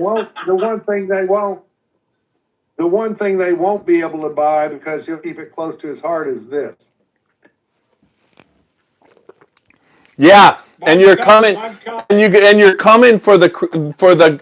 I'm telling you, the actual decanter. There's only two. I don't give a rat's ass about the decanter. Oh, you should. I don't give a rat's ass about the decanter. You are in the decanter club, and that decanter. No, it's different. I'm telling you. I have tons of decanters. The decanter means zero to me. It should. The decanter means zero to me. It's, you know what? There's 18 of those glasses. It's not about the decanter. No, it's not. There's 18 of those crystal glasses, and Randy, there's only two decanters, There's 2 decanters. and you have one. Right, and you got one out. Yeah. So now we're talking exclusivity at the ultimate level. If he doesn't want Tiny, I'll work it off. Hey, Kirk, I'm going to offer another decanter club thing off the next order, and I'll let you know when it happens. Roger that. But I can't wait. In 2027, September of 2027, you need to plan to be here in Kentucky with us. I already told you I would be. I'm a man of my And word. you know what? If you ever make it to Canton, Ohio, are you a football fan? Minnesota Viking? Yeah, I want to go to the Hall of Fame. Yeah. So I offer the same thing you offer me. What was that, Randy? Said, I've already told my wife we're going to go there if it's open. But she's a big football fan. Okay. So way more football than whiskey. Let's see. Anyway, Tiny, I'll be there in 27. I'll be on the bus tour. I'll jump in. I'm a man of my word. I'll my buy God. into that. I want to just sec Randy. I'll jump No, in there go and on, I'll I'm just support you. You're sad. already giving me a bunch of traction in what I'm doing in my world over here too. So, anyway, that's it. I'll be there. Okay. Yeah. And Looks I like I got to pour one of these for Ricky too. Ricky's here. Can you get it to Ricky, Tiny? yes, I can work it out to get it to Ricky. Ricky's not all that far away from me. I'm in Canton, Ohio, and he's what part of West Virginia? I'm Lewisburg. I mean, how far away is that from Parkersburg? I'm 3.5 hours from Parkersburg. Which way, north or south? I'm closer to Randy than anybody because I'm only about. I was going to say I can less get than it to 2 hours. you. Yeah, Can you, Randy? Okay. Yeah, I can get it too because I've got one of my friends works for like 14 car dealerships. You know, Friendship. You familiar with Friendship? He's their main manager, so he can get it to you because he's up in Virginia Week. All right. Well, the reason I'm sending this, I all would my think. family's from Abingdon, and the reason I moved to West Virginia because I drank and raised too much hell to keep the Baptists satisfied in that order. Yeah. Kind of guy, right? Probably pissed him off in Abingdon. You probably pissed him off in Bristol. You probably pissed him off in two or three other places right by. I've got two types of people down through that country. They're either favorable or not so favorable. Well, you're favorable, obviously, because Greg Schneider talks about you in good favor. That's for sure. Abingdon, 20 minutes from my office, so I can get stuff to you. Yes, sir. That's not a problem.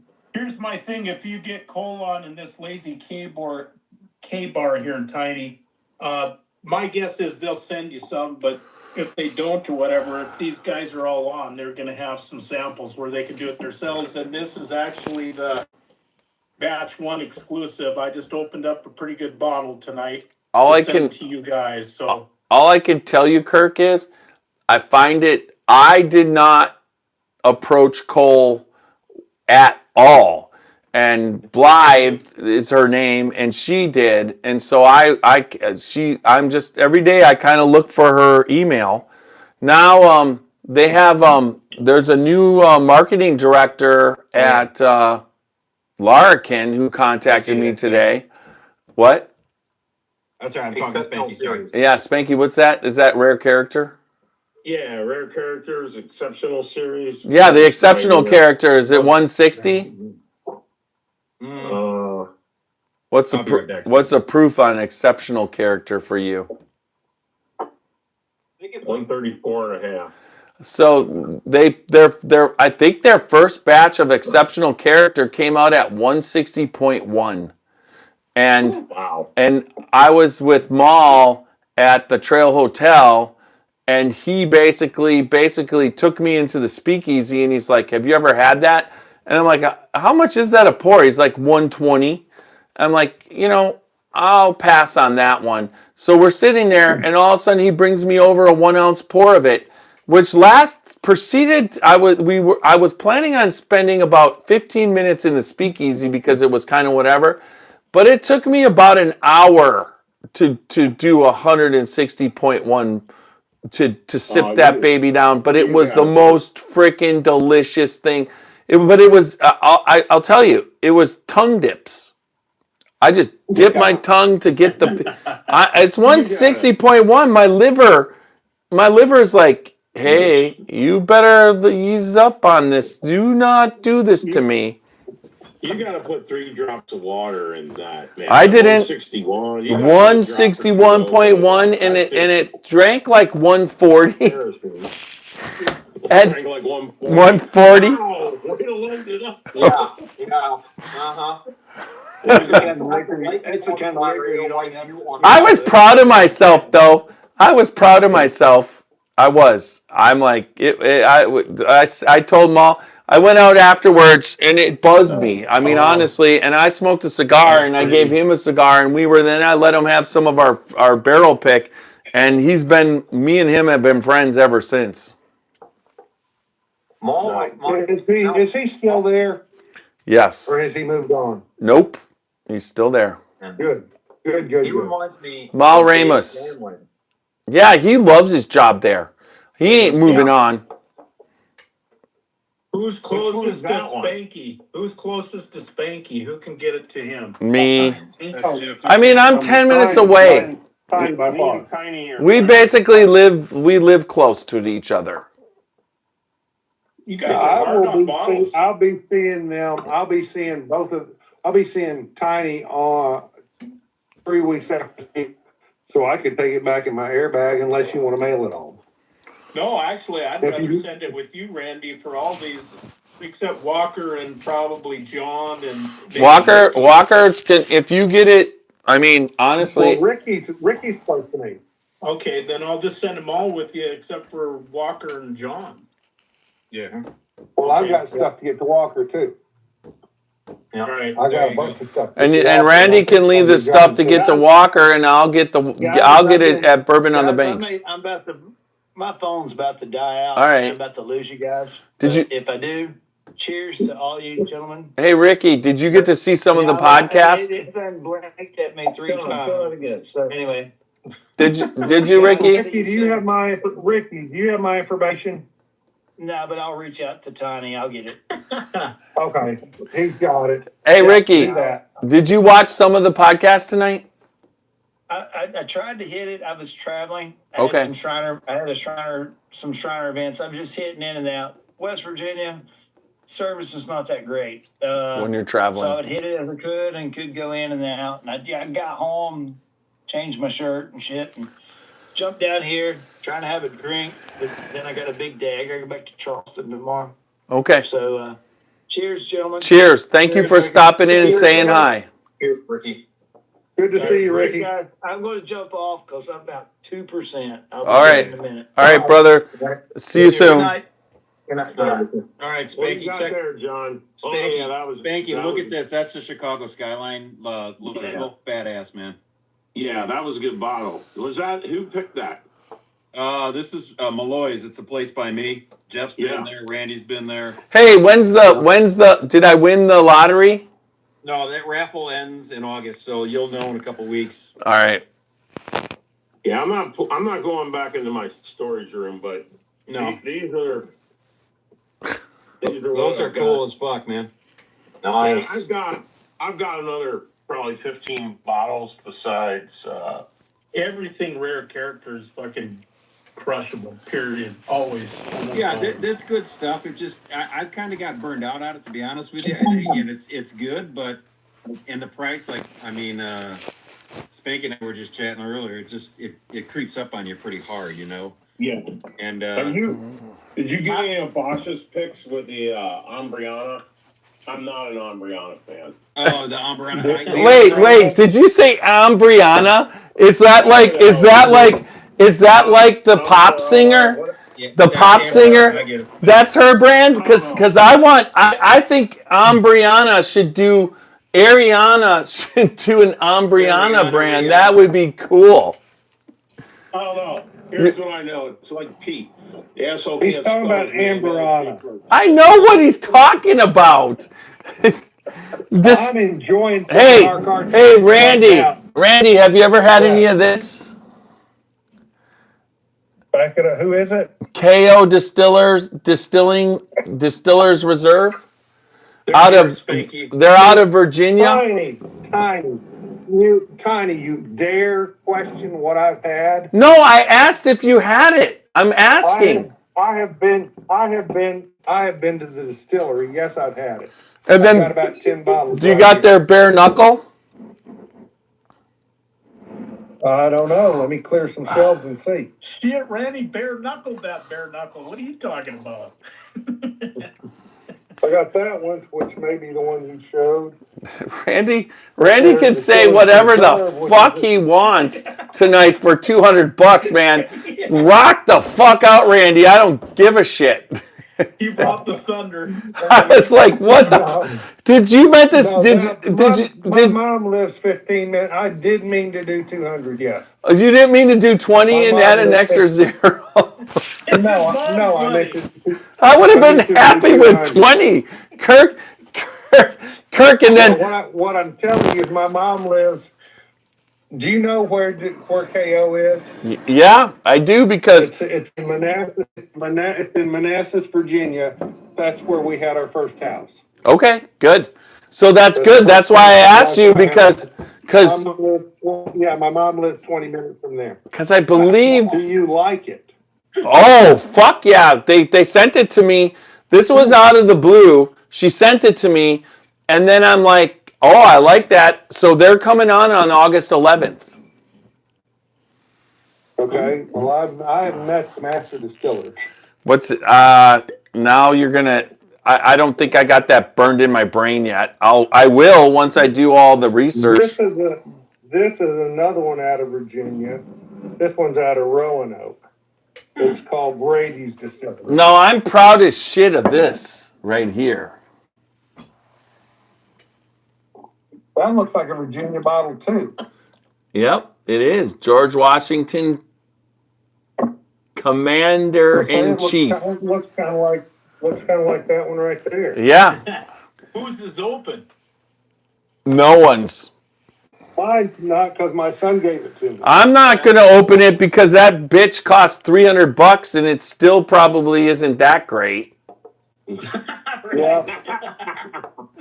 Hey, Jeff, I was telling He you is not today, wrong. Matt, I did He something I isn't wrong. normally don't do. I picked up a Penelope because they're 50-50 with me. But Malloy's did a pick, man. It's one of their estates. It's a single barrel 10-year. Oh Lord, I bet you it's good. This very fucking this good. state. Well, you guys, if you get MGP to 10 years, okay, any MGP at 10 year and above, the barrel is gonna do what it needs to do, and it's gonna be fucking fantastic whiskey. It And just those guys is. blending them are fucking rocking it. Period. Yeah. 100%. 75 corn, 4% barley malt, 21 rye. Those Penelope dudes fucking sold themselves to the devil because everything they blend is fucking good. Well, Danny, did you see our podcast with Danny, Kirk, or weren't you there yet? Yeah, Yeah, I was I on saw there. that I wanted his hat. I told him I'd give him $500 for his hat. And nobody freaking responded. Yeah, it was good. Danny is good people, and I knew him when they were just trying to. It's so funny because I keep having people on that are starting out, and I knew Danny, and he came up here and they did a barrel pick, and Wendy was working with them, and and all this stuff was happening, and then all of a sudden MGP was like, boom, we think you're our brand. And then they're like, we'll just pay you millions of dollars, but can you please just stay on a salary and keep working? And they're like, Couple of Jersey boys, hey, let's go start a whiskey company, and they're freaking killing it. Yeah, you know what? I'm starting to meet enough people that we might be able to all start a whiskey company. Yeah. Their wheated is one of the best wheated for the money that I've ever had. It's like less than $40, and it is really nice. Let it breathe for 40 minutes and come back to it too. This Holy shit. this KO right here, no this doubt. Distiller's Reserve, Randy, is pretty damn That's the one I good. just showed you, yeah. Yeah, it's pretty good. Yeah. Now this is their rye, and Roxy liked their rye. Yes. What do you got, Walker? I was just gonna say, if I didn't open bottles because of their price, I definitely wouldn't have enjoyed this one this much. What is that? What do you got? Oh, Is that the 4 or is that the real purple? That's a This is the real. Yeah, that's a real purple. 12 year. What year? How old is that one, Walker? It's 12 years old, It's Randy. a 12-year. 12. Okay. Yep. I don't think I have no 12. I think I have an 11. God, Yeah. But their Damn. 4-year for the money's pretty darn good too. stupid. I think it's right. John, This one right here, this here, Randy, this is their rye. Let me take my glass. It's called Bare Knuckle Straight Rye Whiskey, okay? And it's cast strength. And I'm telling you, best fucking rye I've ever had. Caramel and mint and bam. And it's just like I normally don't like the rye spice, but the rye spice is right there, but it's just like sweet. It's like I still think it's like I want to give this bottle the finger. It's like fuck you, rye can't taste like this. You know what I mean? That's what I want to do. Spanky, you want to taste this? You're a rye I guy. don't want to taste that. Yeah. Leave that one out. You need to- I'll be back you in need 3 to- weeks. You know what you need to pair that with, Tiny, on the 8th? What? My Glencairn. You need to pair it with You can. I'm not going to pair it, but you can have some. But that's my point. We Pair got. it with my lips. Last time I heard, Randy, you didn't want that freaking thing. You were going to send it to me. Kirk, if you want one, I'm 2 I'll hours learn it. from Virginia. I'll learn it. I'm 2 hours. No, I'm 2 hours from Virginia. I Spanky. got people in Virginia every day. I want to get it from Tiny, and I want to be on his show, and it'll take probably a year or two, but I'll get there. You'll get there. And Spanky. I'm outside of Chicago, so I'm not. I'm All right. 22 miles. Oh yeah, he's. You've been here? You've been here? I've not gone there, but yeah, Journeyman's good. Randy, you stopped in there on the way in last year, right? You got that one. Yeah, I've been to Journeyman. I got several good ones. Have you had the Raven, Spanky? I haven't had the Raven. I got the Cross. Oh my God. The Silver Cross. The Corsets and Whips. Is that the one you got? Corsets and Whips. This is 100% weeded. This is the only weeded thing I like. I hate all weeded bourbons. No shit. And this is 100% wheat, and I love it. Oh wait, 100%. Yeah, that a wheat whiskey is not a wheated bourbon. I know, but I hate all Not the weeded weeded bourbon. Yeah, but not wheat whiskey. I grew up in Pennsylvania throwing bales of fucking straw all summer long at 100-degree heat and 98% humidity. And if I taste anything that tastes straw or grass, I just have an avulsion. Oh, nice. There you go. We had alfalfa here. Yeah.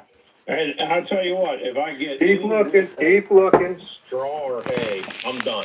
And that's I hear you, man. Yeah. straw or hay. Yeah, but most wheated bourbon doesn't taste like straw or hay. It just tastes like pure caramel. No. Or butterscotch once in a No. while. You've got this. Thank you. You've got this one. Thank you. You've got Yeah, I this got a one. bunch of them. So Spanky, anytime you could get a Pappy Van Winkle 15, get it and give it to me. I'll buy it. This guy. I'll buy all the Pappy Van Winkle 15 that he's got. Oh, Jeff, are you breaking out that Thornton's bourbon? I don't think you have that one because I think that's a store pick. But I That could shit be was wrong. good, bro. But that's good. And then my favorite of the Journeyman is they're over here. Let me find it. Oh, Is that the one I Spanky's replaced? got a bottle there. Spanky's got a bottle I there. seriously think this bottle label is the coolest bottle label on the market for bourbon.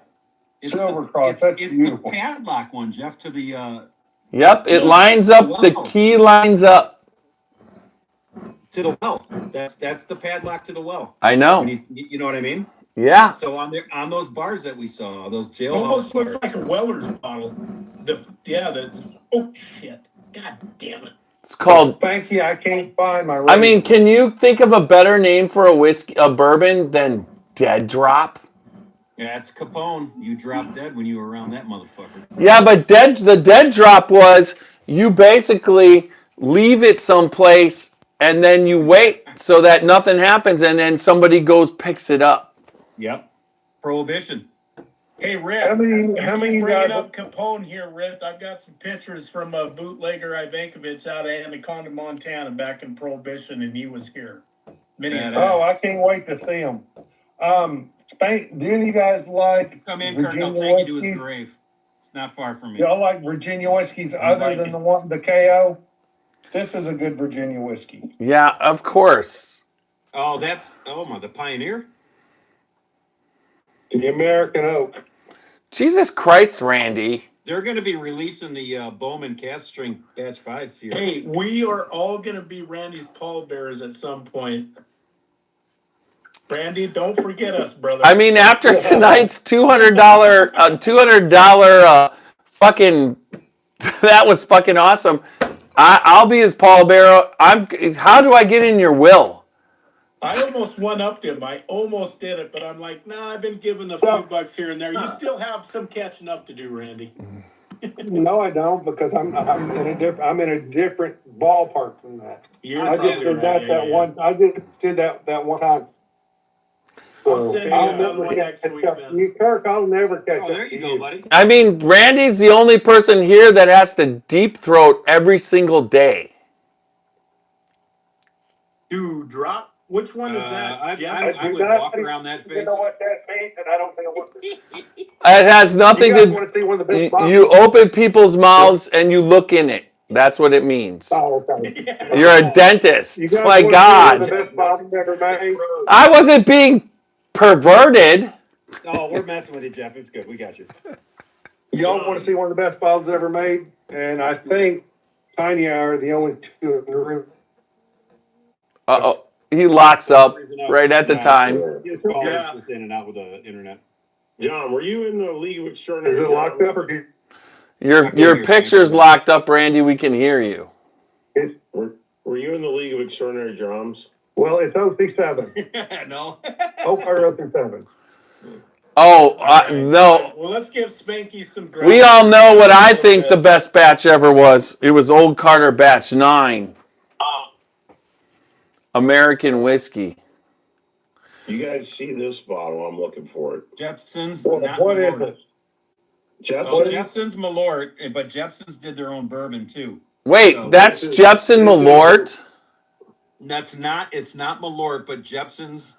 Spanky, you may know this, right? Yeah. The story behind Jepson's. Is he? No. He's Swedish or Swiss? He's Swiss. I can't Y'all remember. probably Who's losing finished? me now. I'm in the middle of my. But Jepson's, he created that whole Malort thing, and I can't get into the full story, I guess. But then they started to come out and do a bourbon, and actually, they've done a lot of different places have been doing a lot of different barrel picks with them, and it's actually freaking solid stuff. Dude, this is maybe the best bottle I've ever drank. I'm telling you, it's wild. There's a place that. Go ahead, sorry. Cigar blend number 2. And this was, Okay. I was in the League of Extraordinary Drums. I knew some of the guys. I got in that, and I think they've ceased doing barrel picks anymore. But man, the shit they picked was unreal. And this was one of their picks. And Yeah. I have that much left, and I won't touch it because it's just so good. Like I'm That's holding out. But it's nearly empty. I've had a couple people that are really big bourbon drinkers, and they've tried this, and they're just like, it's a cigar blend. But Yeah, if you don't I find tell your you what, thing- Spanky, if you like it, I'll have to look around to see if I can find just some various other Jepson's picks from What? liquor stores around, and maybe, I know there's one not far from, maybe about half hour from here. They did a Jepson's pick with their group, and it's supposed to be outstanding. So if I can find it and pick it up, I can get you a sample, and if you like it, we'll figure out how to get you a bottle. So Every bottle I ever got from that League of Extraordinary Drums was fucking amazing. But it was started out with a guy out of Chicago, but there was a guy in Cincy, there's a guy up in Cleveland and Akron. There's like 5 or 6 guys that ran that, and I haven't gotten new on it in forever, so I think they stopped knowing them. But yeah, I mean, Jepson's is huge in Chicago, Malort, the whole crazy thing. So yeah, don't be buying any of that shit. That stuff's nasty. yeah, I think we can all agree with that. Yeah, that's. I don't know. I thought it was pretty good. Okay, Oh, Jesus, Mr. Randy. Grapefruit over here. But I'd also had 12 pours before I had it. Yeah. I think you would. He gave it to me at 1 a.m. It was just an Usually, if I antiseptic have for your 12 mouth. pours before I have anything, that 13th is the best one I ever had. That wouldn't go. It's not good enough to be the best one, I promise you. It's just not. Do you know what's not fair is this 13. This is all I have left. That's Yeah, I can not show you my new one. freaking I- fair. You still got the 15 Crimea River. No, but What year is it? Crimea What River. year is it? Tiny. What year is it? Tell him, it's Walter, batch. tell him. It's batch. It would be the second batch, which was the 5th batch, because the first year they did 4 batches, and the second year, oh my God, Walker. Tiny, pick it up right now and drink it, because that thing's going to You be know what year oxidized it out is? by the time Walter, you what'd get you rid of show? I couldn't see it. The more it oxidizes, it gets better. There you go, I'm Jeff. biased when it comes Jeff, to I got brands a because I bottle. have good friends that give me brands with my name on it. I do. I saw that and I had to get that. There was no doubt. I appreciate it, Tony. And I'm going to tell Nash the same thing again next time I see him. Because he got me You the don't little remember that one I got you? Hey, Spanky. Name on it? Spanky. Johnny Walker? you bought me one. Oh, you bought me a I'm pour. scared.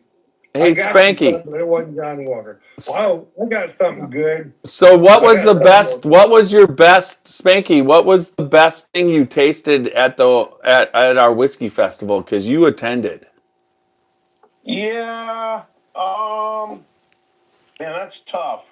That's tough because I wasn't drinking much. I was barely just getting my tongue enough wet Yeah. to taste it, and then I was dumping it into a cup for an infinity bottle to go because I had to drive. I had to drive the whole way to Louisville. Now it was good. Yes, Kurt. I don't know. I'm trying to think here. Hold on, I got all the flyers. I didn't write anything down. That M&O had a good one. Yeah, M&O's pretty good. The black did you like the black or the smoke?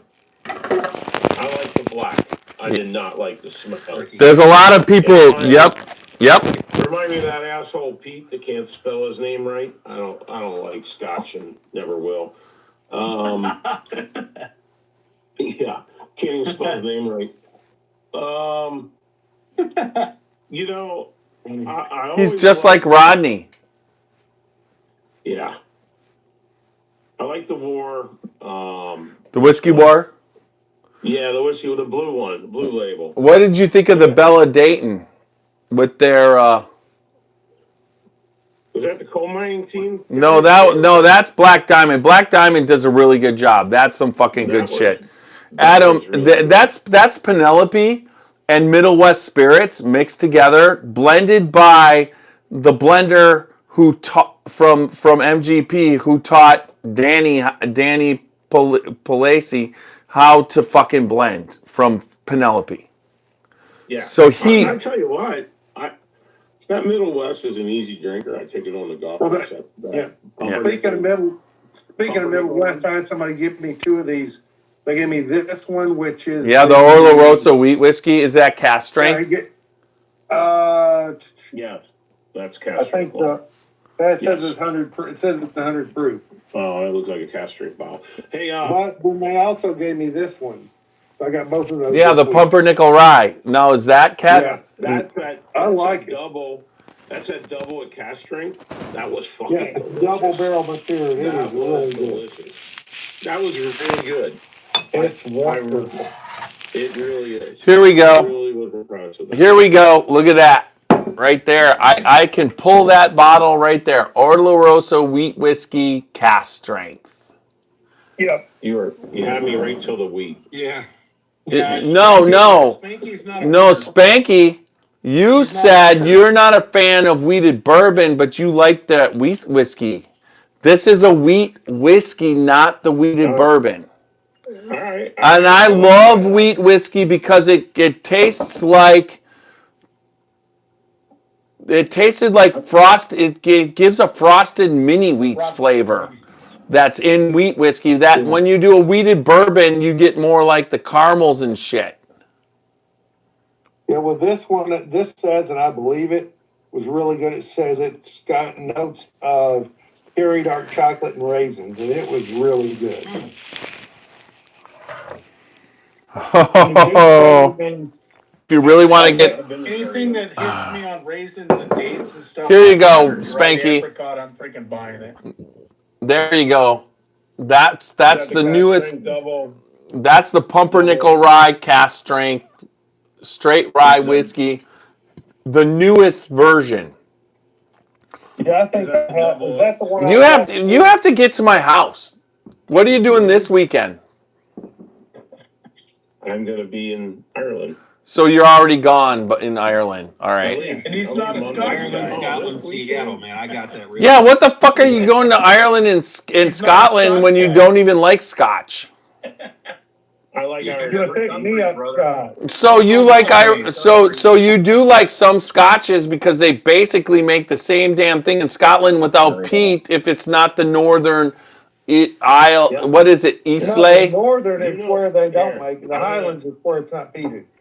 Locker, I'm sorry, you're not even getting a word in. We're all gabbing. But hey, you know how they make scotch, right? They take a good bottle of Irish whiskey, they dump it in a giant ashtray, and then they filter it into a scotch bottle. That's exactly how they make it. No, it's not. Pete's an asshole. Pete's an asshole. He can't even spell his name right. You are such a, that is such a basically you are basically a marketer.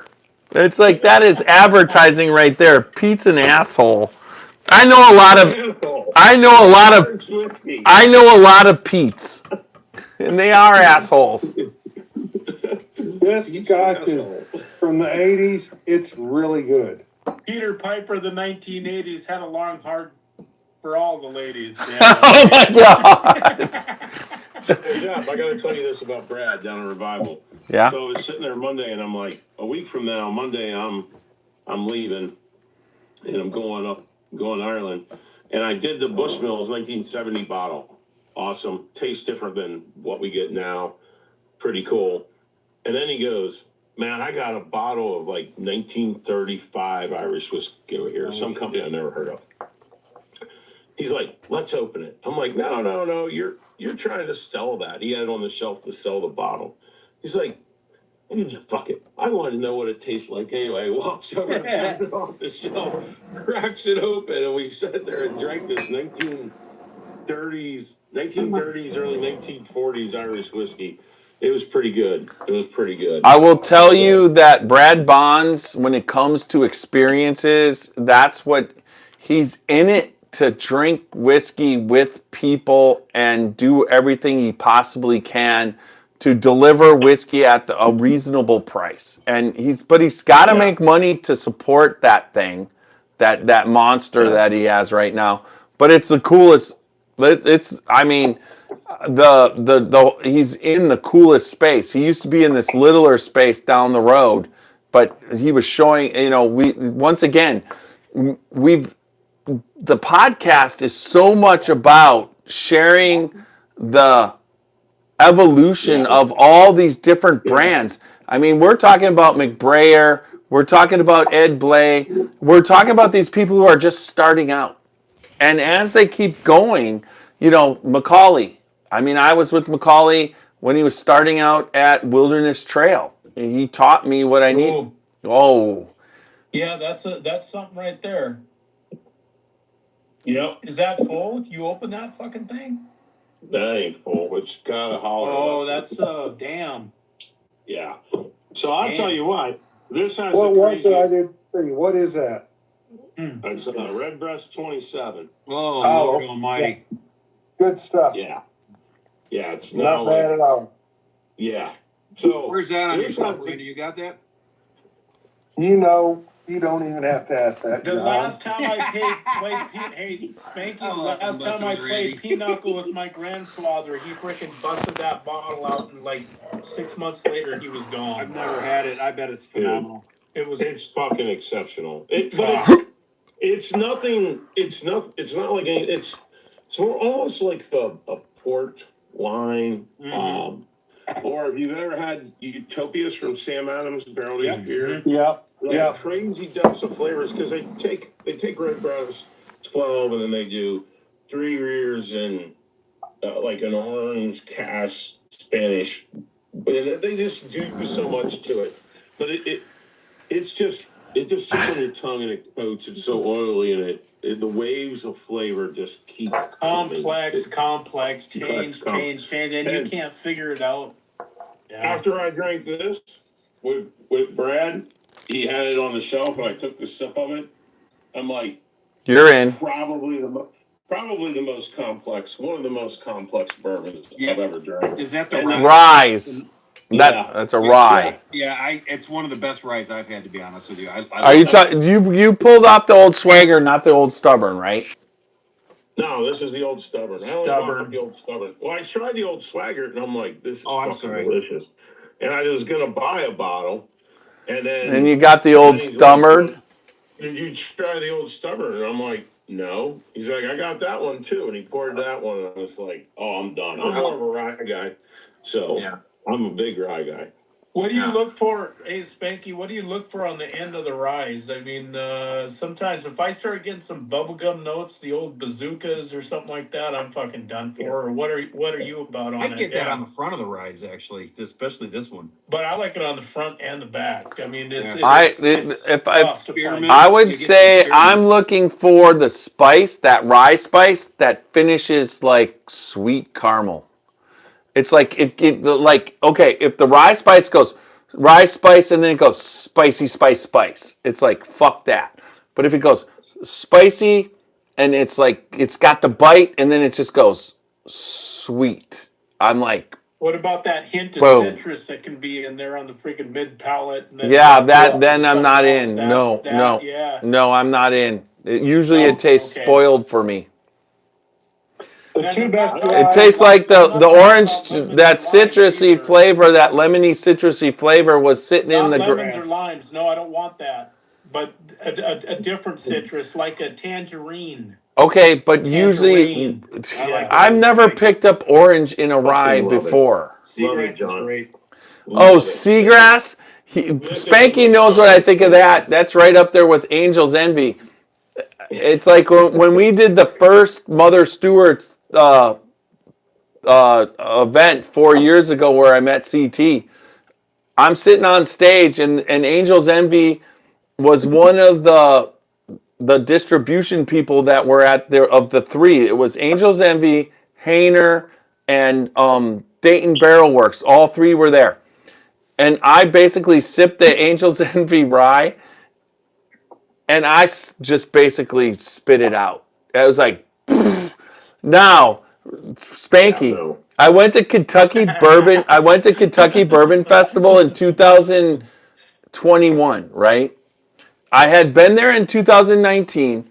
2020 was canceled, but I got to meet Randy Prassy, the president, and we became really good friends because we're both from Wisconsin. And then 2021 was the first year. And I'm at Bourbon on the Banks, and I go up to Barrel Craft, and I go, I'll try the seagrass.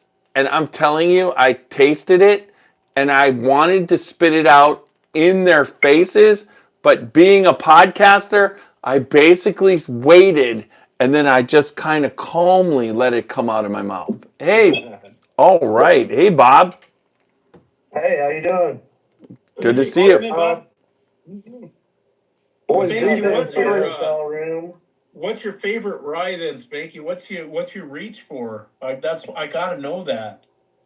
That's your racer? Bob, Okay. just so you guys know, I'm going to show you boys the three best ryes on the You're planet. starting to get different notes that you don't normally get. Like I love it. Bob jumped in, That's but cool. Bob, That's cool. you guys, Bob jumped in, but Bob is he purchased the last ticket for the bus tour. So he's Good for you, Bob. which one is that? Check this out. Bob, I'll see you there. Spanky. That's my other reacher. Is I that love the it. new one, Bob? What is it? I can't see it. The one's Tell me what it is. Smoke Hill? 117 triple char. Triple char. I haven't had. Bring that on the bus, my friend. Bring that one on the bus. I will. These are the three best rides you guys will ever see in your lives. Can you see that one right there is the best? You probably won't find it anymore. Eiffel. It's Eiffel. It's a German rye, 2019 from the Eiffel region. I've had that. You've had the 2019? Yeah, you sent it to me because we tasted it. Yeah, did you like it? I wouldn't. No, I would say that rye one. I enjoyed it. I wouldn't say I jumped up for joy. That wasn't the kind, but I didn't want to spit it out. Put it that way. Yeah, and this is a Stolen Wolf, which Walker introduced me to Stolen Wolf, and they sent me some information. This is their 100% pure rye. It's very, very good. The one you want to do, Randy, you want to get Randy, get a hold of their cologne. but get a hold of Stolen Wolf's Colonial Rye that Eric and Alan, they basically collaborated on it, and I tasted that out of the barrel before they bottled it. Where would I find it? At Stolen Wolf. Get it. Okay. I want one, and when you do. And then this last one, this is actually, you said you're from New Jersey. This is out of New Jersey. He basically recreated a mid-20th century pot still. And it is totally different than any other rye I've ever had. But those Can you are the- center that on the screen, Randy? Can you try that one more time? What is the name of the distillery? There you go. All Points West. All Points West, Mid-Atlantic. Do you guys? So Amanda Bryant was associated early on by. I had him on the podcast. He was a chef that started a distillery in New Jersey. Do you guys know who I'm talking about? He's. I shouldn't even. He is of Oriental descent, and he's also a chef. And he has I want to try it. Them motherfuckers rock and roll, man. Hell yeah. I changed my words that I would have used based off my daughter telling me that I should be able to say whatever. You're all good. You're all good. I said retard and chills yesterday, and my kids freaking got after me, so I get it. Way to go, Tiny. I think I forget who I called retarded on the podcast a couple weeks ago, but don't be doing that stuff. Hey, the only time you need to actually. I worked for 10 years with intellectual. Hey, look at me. Just so you know, if you truly do something that's retarded, like you actually have to do something extremely retarded, you can use the word. But you can't just use it just as fun. I don't use the word when it applies to somebody with my best friend's, his kid's autistic. Down syndrome. Yeah, with Down syndrome. Usually it's like a normal person that does stupid shit. That's a fucking retard. Yeah. Yeah. Okay, Let's keep going with whiskey, boys. I think we'll Go ahead. I want to see what Let's not bottle. I digress. agree, John. I agree, What John. bottle were you holding? So this is Rare Character Batch 01 2025. That's one of their straight ryes. What's Walker holding? It's really good, man. Spanky, I think you'd like this. The 20. Walker, what do you got? The sample that we got from Randy for Eiffel was 2021 rather than 2019. Okay. So, this is one that's actually for our friend Stacy that I haven't gotten to yet. I didn't realize it was for her. 2019 is way better than the 2021. I mean, hugely better. Understood. So Randy, I still have 2 more bottles of to do, and I actually cleaned my glasses here. Of samples you have, the one is the Nestville Slovak Republic. From Slovakia, right? And King Car Whiskey Taiwan. I think we should do. I think we should do the Taiwanese one. Okay. Can you get it? No, okay. Wait, we're gonna do both of them, but we don't want to do them both at the same time. I think we should do the Taiwanese one next. Can you get the Taiwanese people on? Possibly. I've got friends that are from Taiwan. Thank God. I'd have to see. Well, let's do it. Let's get them on. Timing's going to be tricky, but let's see. So let's see what the timing is. Sagamore does fucking some pretty awesome ryes, guys. 12 hours to Taiwan if you're wanting to know. And Silverthorn does some damn good shit too, considering he's the guy. That's probably easier for them because they're in the middle of the day then. Yeah. This is a sweeter rice, Spanky. Do you like sweeter rice? No, I usually go for the 4x4 of the face. So this is a really good sweet rye from pretty good from Tennessee. Heavily sweet, but it's good. So Randy, we're over halfway through. What's your bourbon of the year so far? that's a like a great lot of the question. like a lot of the guys on the show, I've slowed way down this year.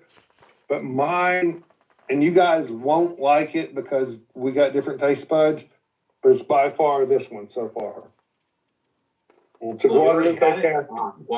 No, it's a Guadalupe cast strength. Cast strength, though. Very, very different in the cast strength than the regular Guadalupe from Garrison Brothers. And Tiny had a little bit. Garrison Brothers freaking rocks out, man. They freaking know how to get it done. Did you just send me the Guadalupe? That's all he sent me, right? Not the. You had the regular Guadalupe. You did not have this one. Oh, Right. okay. This one blows the one you had away. I mean, just I'm glad that you put away. It's the difference between a Porsche and a Volkswagen. Hey, yeah, and the Guadalupe tastes like salsa to me. So there you go. Yeah. Anyway. When you get it in the cast strength, you pick up raisins and date and caramel. I don't want to dip my chips in raisins and dates and caramel. I want to dip it in you're not salsa. dipping your chips there. Hey Bob, Well, then you drink the cheap what are you sipping tonight? I'm sipping on the Old Forester 117. Okay, Jar. so you're doing that. Oh, I had that for the first time tonight. That was pretty interesting. So it just released like yesterday. Yeah. Okay. It was How did released 2 you? weeks So ago you're in Kentucky? now at the distillery. So you're in Kentucky, Are you? Bob? Yeah, I'm in Louisville right now. Okay. They put it out. Did you get it at Costco? They've had it at Costco. Oh no, I got it at Old Forester. Yeah, he went right They've had there. it at Costco. Well, like I said, I had it tonight here in Tennessee. Oh.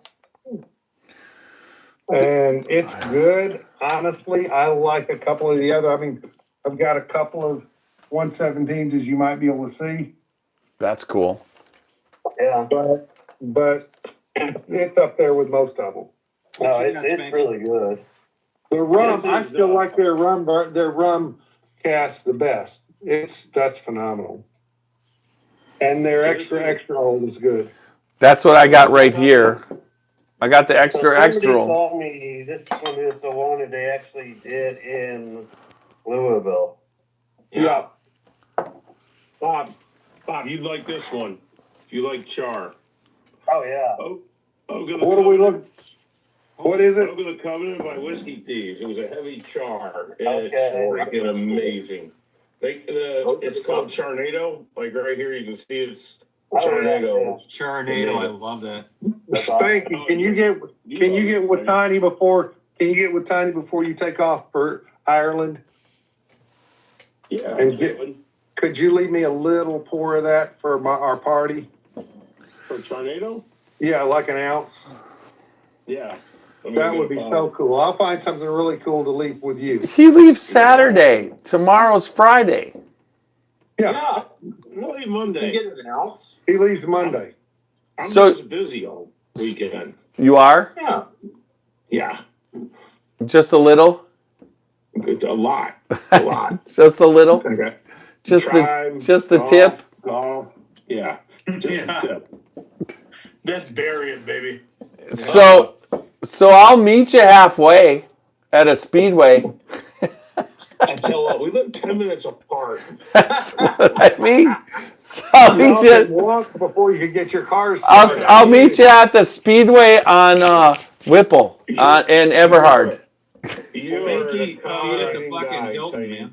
So I want to hear accommodating. Spanky's best bourbon of the year so far. Hey, Spanky, I'm here all weekend. So if anytime you want to stop by, I will be here. I'll be editing. So this, Tiny, what did you think of this tonight? I loved it. Really? I love both. Both their ryes. I think the Old Stubborn, like I said, the Old Stubborn had a little bit more rye spice, but it goes sweet. I gotta do a taste off here.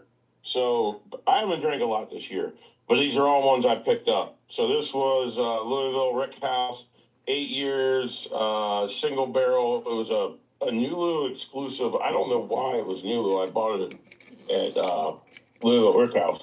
And then they did a 9-year double oak This was outstanding as well. And then, believe it or not, this bad boy from Angel's Envy was a 2026 cask strength, and it had crazy depths of flavor. And I don't like it. And I don't like it. What'd you have to give for that one, Spanky? I passed on it a couple weeks ago for some reason. What did I have to get? Well, we sat up at the bar, and it was our 7th distillery of the day. So I need to do it straight up against the Rick House to see how actually. No, he wants to know how much you paid. 250. 250 is what I paid it at. I bought it at Angel's Envy. It was 189. 189 at Angel's Envy. Wow.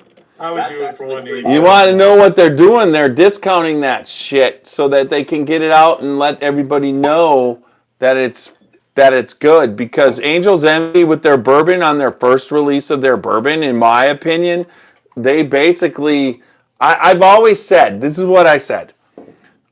Angel's Envy was a port finished rye and it was port finished. They never put out a bourbon. And then they went and put out their bourbon. And their bourbon wasn't anything spectacular the first start off. And then they put out their cask strength that was good. Wait. And then... He already got it, you fucker. Yeah, he always has it. So where do you live, Bob? In Louisville? No, I'm in Cleveland, actually. Garden area. Okay, so you're right by... So, Matt from Cleveland on the Rocks is out of Brook Park. And I'm up in Brook Park because my son's... I got to pick up my granddaughter all the time because that's where my son lives. So, if you ever... between now and September on a weekend, if you want to meet somewhere... Bob, you a Tribe fan? Oh, yeah. Hell yeah. I'm down in Akron. I live by Tiny. I got season tickets in the bullpen. So, Nice. What? Yeah. What? Why are we not going to a Guardians game? Well, Guardians. I don't know. Indy. Oh, did they change? They did change their damn name. Didn't He says Indians. We're not allowed to say that anymore. Oh my God, the Indians win it. Oh It's my after God. 11. It's almost 11 o'clock. We can say whatever we want to. No, I'm not talking about online. I'm just talking about us. I know. I get it. All I got to say is since they changed their name, they're halfway decent finally. Indians. What? Be quiet. I got one question. How are the... Oh, shit. What are they? Well, I'm on the state football historical team, the football society, team. and the Indians. Has the do football not team worry gotten about any being better? called The Indians. Browns? Have the Browns gotten any better? Who gives a shit about the Browns? Well, The only Super Bowl. hey, Spanky, are you getting season tickets? Are you getting season tickets for $50,000 a year for the Browns' new stadium? They did that shit, and they're still not. They're just breaking ground. And my cousin, who had his father-in-law's ticket, who his father-in-law had the tickets for like 40 years, and he's had them for like 25 years. I mean, we're talking 65 years. They did that shit, and he dropped it this year. He's like, I'm fucking out. Well, you know the guy that did the PSLs on the last stadium took off with all the money, right? What? How do you like say you're yeah? It seriously he took all the money. He took all the money and now All the seat license. You can't even. From what I hear, you can't even sell them. No, they won't let you sell them. They're not worth shit. Yeah, and the guy that collected all the money took off with it or some shit. It was like the biggest scam ever. I don't know. I grew up in Pennsylvania. I grew up a Steelers fan. I'm in the middle of the state. I'm not a Yinner, but my whole family's Steelers fans, and I made all my kids Steelers fans. Well, I can't help it this year. I'm a Packer fan, but considering you have my fucking team as Steelers, I just don't. I gotta cheer for the Steelers this year. Give me a pour. There you go. I mean, God, you got Aaron Rodgers and Mike McCarthy. And Mike McCarthy won a Super Bowl for us, and now he's in Pittsburgh. Although Kirk, I don't know what batch that is that I've got. Somebody just gave it to me. So I think just I paid them I $5. just opened this Old Forester 117 in honor of Bob because I've had this. Bland's or Eagles. Yeah, I got that one. That's a Which one is that, getting Tiny? freaking good too. Tequila's freaking walking. Yeah, right. Like Kirk, do I look like I can drink tequila on top of all the whiskey? No. No, neither can Well, I. what Neither brand? can I. Which one is that, Tiny? This is the Warehouse One Barrels, Kentucky Straight. Warehouse What? Warehouse I. Yeah. This one's. It's got a nice banana. Ooh. So William who? William LaRue Weller. Well, you mean William LaRue Weller? Yeah, LaRue, whatever his name is. God bless you. Over here? I don't drink. Does it look like that one? Trace products. They're all weeded. No, they're not. And that's why I drink them. Well, you saw my shelf, right? So I've got four William I was LaRue gonna tell Spanky then here's my bourbon of the world, but Spanky will hate it. And it comes down to value too. But What are you Walker showing? like this. What are you showing? Oh, yeah. Oh, yeah, that ain't bad. That's my bourbon of the year right there, but Spanky won't like it as far as dollars and value go. I like it. I got Well, this one 7 is. barrel picks of 46. why? Okay, so you say you hate weeded bourbon, and there you go. Yeah. That's one of my favorites. It's not Buffalo Trace weeded crap. Okay, that's fair. That's fair. So Spanky, anytime you have a chance to buy a Pappy 15, no, buy it and I'm in. You get it for me because you love me, and I know you get a chance. I've never seen one. Look at it now. Do they have any? Okay. Hey, Walker, How can you never? You're lying about John, that. if I made you margarita, You go in. You live in those circles. I've never seen one. You when I'm making margaritas, John, here's my secret ingredient to mix right in with that margarita that takes care of a little bit of that bite. Oh, yeah. You know what I put in? Yeah, boy. I put in Pappy 15. I was gonna say this makes the best whiskey, bourbon, and Coke ever. Yeah, that's a Van Winkle arena. I hate you, Randy, so bad, but you can say whatever that you want. You paid $200. Rock the fuck out. Randy, you know how the Van Winkle family likes theirs, right? Yeah, with Sprite. Mm-mm. Yeah, with a lemon twist.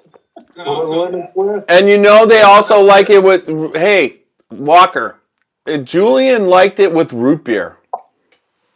Yeah, but he also likes it with a lemon. I know. Twist, 'cause his grandfather liked it with a lemon twist. one is good lemon.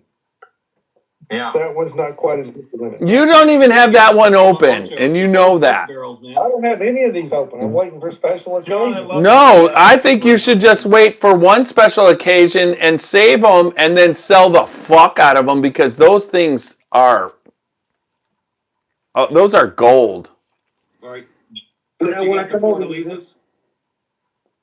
now this one's open. I could tell you, if you have a 15-year and you bring it up to share with the 8 of us somewhere, that would be amazing. I've got 1 and 2 12s. Oh, God, Kirk. Sorry, bro. I love you, man. Kirk's been doing it way longer than I have. All Kirk stuff. Anybody who says I got a 15 and 2 12s, I'm just like, I'm in love with. I'd like, well, how many 12s I you got want? a lot of debt. We'll put it that way. Bull crap. You don't have debt. People in Montana don't have debt. They just have IOUs that someday they'll cash in. I'm a Building divorcee. houses See me for a long for that time. shit. Y'all want to see the bottle? I got a friend that's drooling So over. John was showing me stuff. So my margarita stuff is just, I keep it on the budget because these college kids drink a lot of it. So here's my flavors in a margarita. Just the Ocho. Yeah. No orange in there. Is the Ocho, is that associated with Chad whatever. Not Ultra Cinco. No, that one. But to get rid of some of the bite off it for these young kids, and I kind of like it too, was that right there. Okay. Rock and roll. Yeah. I like this one. I always find the right margarita mix gets rid of the bite.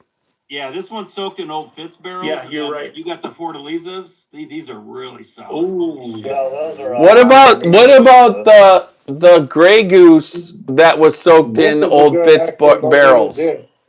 Goose Island. Goose Island, thank you. Yeah. But that right there's a really good margarita mix. I mean, I cracked John up. I knew I would. I've got to mix the shit myself. Why the fuck is it? Why the fuck don't they put Grey Goose in margarita in whiskey barrels? Because they're stupid. Wait, Goose Island or Grey Goose? Because you're Grey Goose. I'm talking. We already know Goose Island does. I ain't mixing vodka with whiskey. Why? Why the fuck not? Then it'll taste good.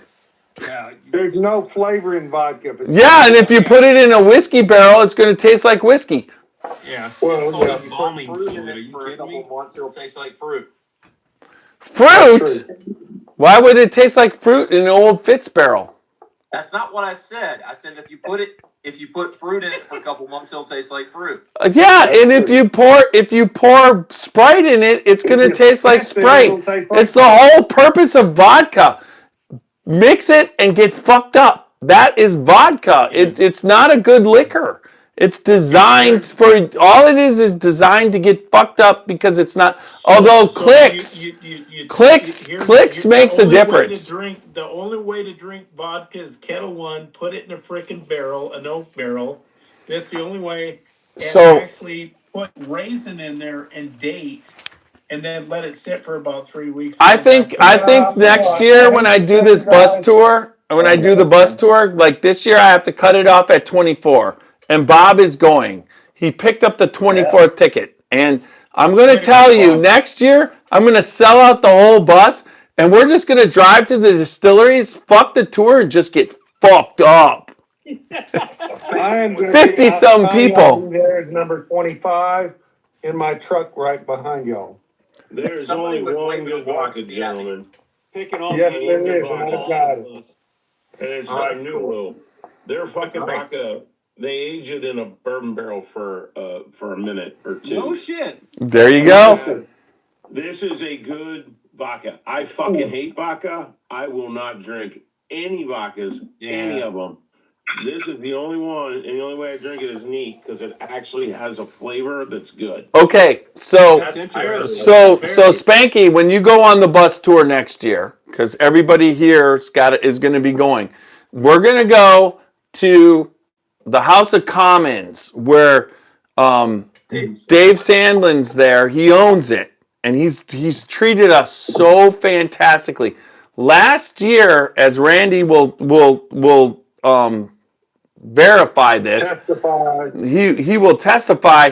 We were there with Amzie and one lawyer, and he bought 6 pours of old fashioned copper, which is OFC from Buffalo Trace, at like 200 and whatever a pour. And Roxy was like, she got it. She's like, this tastes, I'm out. This is not what I wanted to taste. And she let Randy taste it, and we all tasted it. But What year? But it was 2025. And so he has Clicks, which is from vodka, which is from Buffalo Trace, and it's distilled. What is it? 1,000 times. 1,000. 100 is still, but he redistills it 1,000. It's called Clicks, and he made drinks with it for me, and no, seriously, I could tell the difference, Spanky. The Clicks. Yeah. So what he does is he's called the King of Clicks, and he buys Clicks from Buffalo Trace so he could get all the allocated shit into his bar. And he's got like, it's stacked up. And he was like making me drinks that night, and it was just like, yeah, I could tell the difference. You definitely could tell. That's the only vodka I ever could tell the difference. So it's something that when you do something like that to it, it's crazy. But it was the best vodka I've ever had by far, and y'all have. I would bet none of you have ever had it. Can you read it? Ching's? Yeah, Chinggis. Chinggis Gold. It's from Mongolia. Chingis. It was given to me by a friend from Mongolia. Hey, Randy, when I stop at your house next time, I want some I Chingis. can't believe you're telling me this now. Chingis. What? He's now the vodka doc. I was just in Mongolia last week. I can't believe you're telling me this now, Randy. Well, go back. Chinggis Gold. Mongolia. Tell us in Mongolia. The bottle here is the canister is written in English. You pull the bottle out, there's not a lick of English on it. That's why we call Randy the whiskey doctor, guys, because he is the doctor without borders. Whiskey doctor without borders. I liked your shirt that you had that said that. I came up with the doctor without borders, the whiskey doctor. I got about just So Bob, do you have anything else to add? Are you excited? You got stuff you've been getting up in Cleveland? Oh, I have tons of stuff, but yeah. So, did you watch the podcast with Ed tonight? No, unfortunately, I missed it. I was out in Louisville doing stuff, and I just got back to the room. So Okay. That's important. Yeah, getting back to the room. But you were in Louisville. No, doing stuff in Louisville. Did you get a chance to stop at Whiskey Thief in Louisville? No, I'm gonna go there tomorrow. Good for you. Drop our name. Tell them the Scotchy Bourbon Boys sent me. Yeah, I'm gonna go there, and then across the street is the Louisville Brick House, whatever the hell it is. Mm-hmm. I think also around the corner is Heaven's Door. Oh yeah. Rabbit Hole. Rabbit Hole's right around there too. Yeah. I haven't. Somebody was waving this at me earlier. I'm not sure who it was. Somebody waving that? Someone was waving this at me. I'm not sure if it was. What do you think of larceny, Spanky? Spanky? Spanky. I was drinking C924. He says he doesn't like weeded bourbons, and he. Like weeded, huh? Yeah. It's not weeded. Yes, sir, it is. Yeah, it is. Hell yeah, it is. So is Old Fit. Do you got any? Yes, it does. It absolutely says it. And then, do you have Old Fits? I bought a bottle this trip. That's a weeded bourbon too. So you just don't like Buffalo Trace. Yeah, I like Buffalo Trace. It sucks ass. Well, I could change your mind on that too, because we could party with Freddie Johnson and he will change your mind. I like I like 3 bottles they make. I like George T. Stagg. I like what I just showed a minute ago. E.H. Taylor. Yeah. E.H. Taylor small batch. Nope. I was going to show you that for a reason. The I like Thomas Handy Sazerac, and I like William Laurel Weller. Those are the only 3. So my question is, do you like Taylor? Did you ever get to try the Taylor in the newest? Well, I want to tell you guys something. The B-Pack Taylor. It's not worth the money. Yeah, it's a rye bourbon. No. So this, I got this tip for you guys. You guys see Cooper's Craft bottled and bond 100 proof sitting around on your? Oh, hold on, I lost you. I have that. Yeah. I can't keep it. I can't keep it in stock. With all my friends that come to my bar, I've done blind tastings with all of them. I pour this against Cooper's Craft 100 proof bottled and bond, and only one person out of about 50 have gotten it right. Yes. Is that the bottled and bond? No, I like I have bottled and bond, but this is the 83. I like the 83 better. Yeah. So the bottled and bond, you put it head to head against this. you have to have a refined palate to be able to tell the difference. And every single person has picked wrong. You thought They about have that picked one, Cooper and Kraft as the better one, and they think it's T.H. Taylor, and it's not. They taste almost identical. I thought blind. There it is. There it is, right there. I have it. Both of these are it. So Traveler. So You can't tell the difference. So Traveler up against you go like that. You could sit there and go like that, but I thought that when I did the blind, I thought Traveler was Taylor, and Traveler fucking won the blind on all of it. Yeah. So I bet it did. The new Travelers, the stuff that's the higher proof, is a lot better. I liked Traveler in the first place. Well, good. I got I don't. I actually, Swoopy. Tiny, I blinded it like you asked. I still can't. The Traveler is a mixer for me, but That's fine. Yeah, that's your I'm with palate. you. That's it's okay. my palate. Everybody's different, and I respect all that. I wish I could like Travelers. We'll put it that way. Oh, were you showing something? Were you showing something earlier, Kurt? Oh, it wasn't this. It wasn't this. You were showing Drambuie. You were showing Drambuie. Hey, I actually just found out, Randy, I still got 3 other 4 grains left. I was at the ranch with the boys here a couple days ago. And Well, I would love to get one more if you're interested. I'd love one more. What I want to show you. My friend has been looking for this. He thinks this is the unicorn of unicorns, which I don't. That's a good bottle. That's a great bottle. You didn't get one. Tiny. I've got them. Yeah. I don't have any of them Bourbon blues. Boys, Knob Creek pick, baby. This thing's amazing. What is it? Ain't much left in that one, Spanky. Whose pick is it? Tiny's. Boys. I don't have any. He never even told me about it, that fucking guy. Who's He's got one left, I think. I got Tiny? I got 2 after I give you one. God damn it. This is delicious. This is a vanilla bomb from heaven right here. Oh, that was a good pick. It's probably better than that one, too. Oh yeah, this single barrel pick was outstanding. That's I had one guy say he loves Knob Creek and it's the best Knob Creek he ever tasted. That was me. And you did a barrel pick there, Tiny? We did it with actually Sandy No, which is Fred No's wife, and we. That's why. Oh, Okay. I could be wrong. No, you're not wrong. It's right, but it was Fred No's. It's Freddie No's mom. It's not his ex-mom. Fred No's wife at the time. Yeah, and Freddie.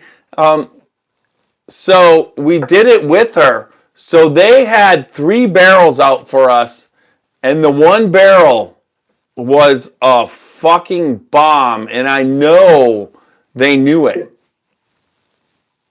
And we picked it, and that went out, and it was fantastic. There might be more. Looks when you pick that barrel, like, oh fuck. Do you get weird vibes when you pick that barrel? No, I just knew it was going to be good for Knob Creek because it had a little bit. It wasn't the classic Knob Creek profile, but it had hints and tones of it, but it was really super sweet.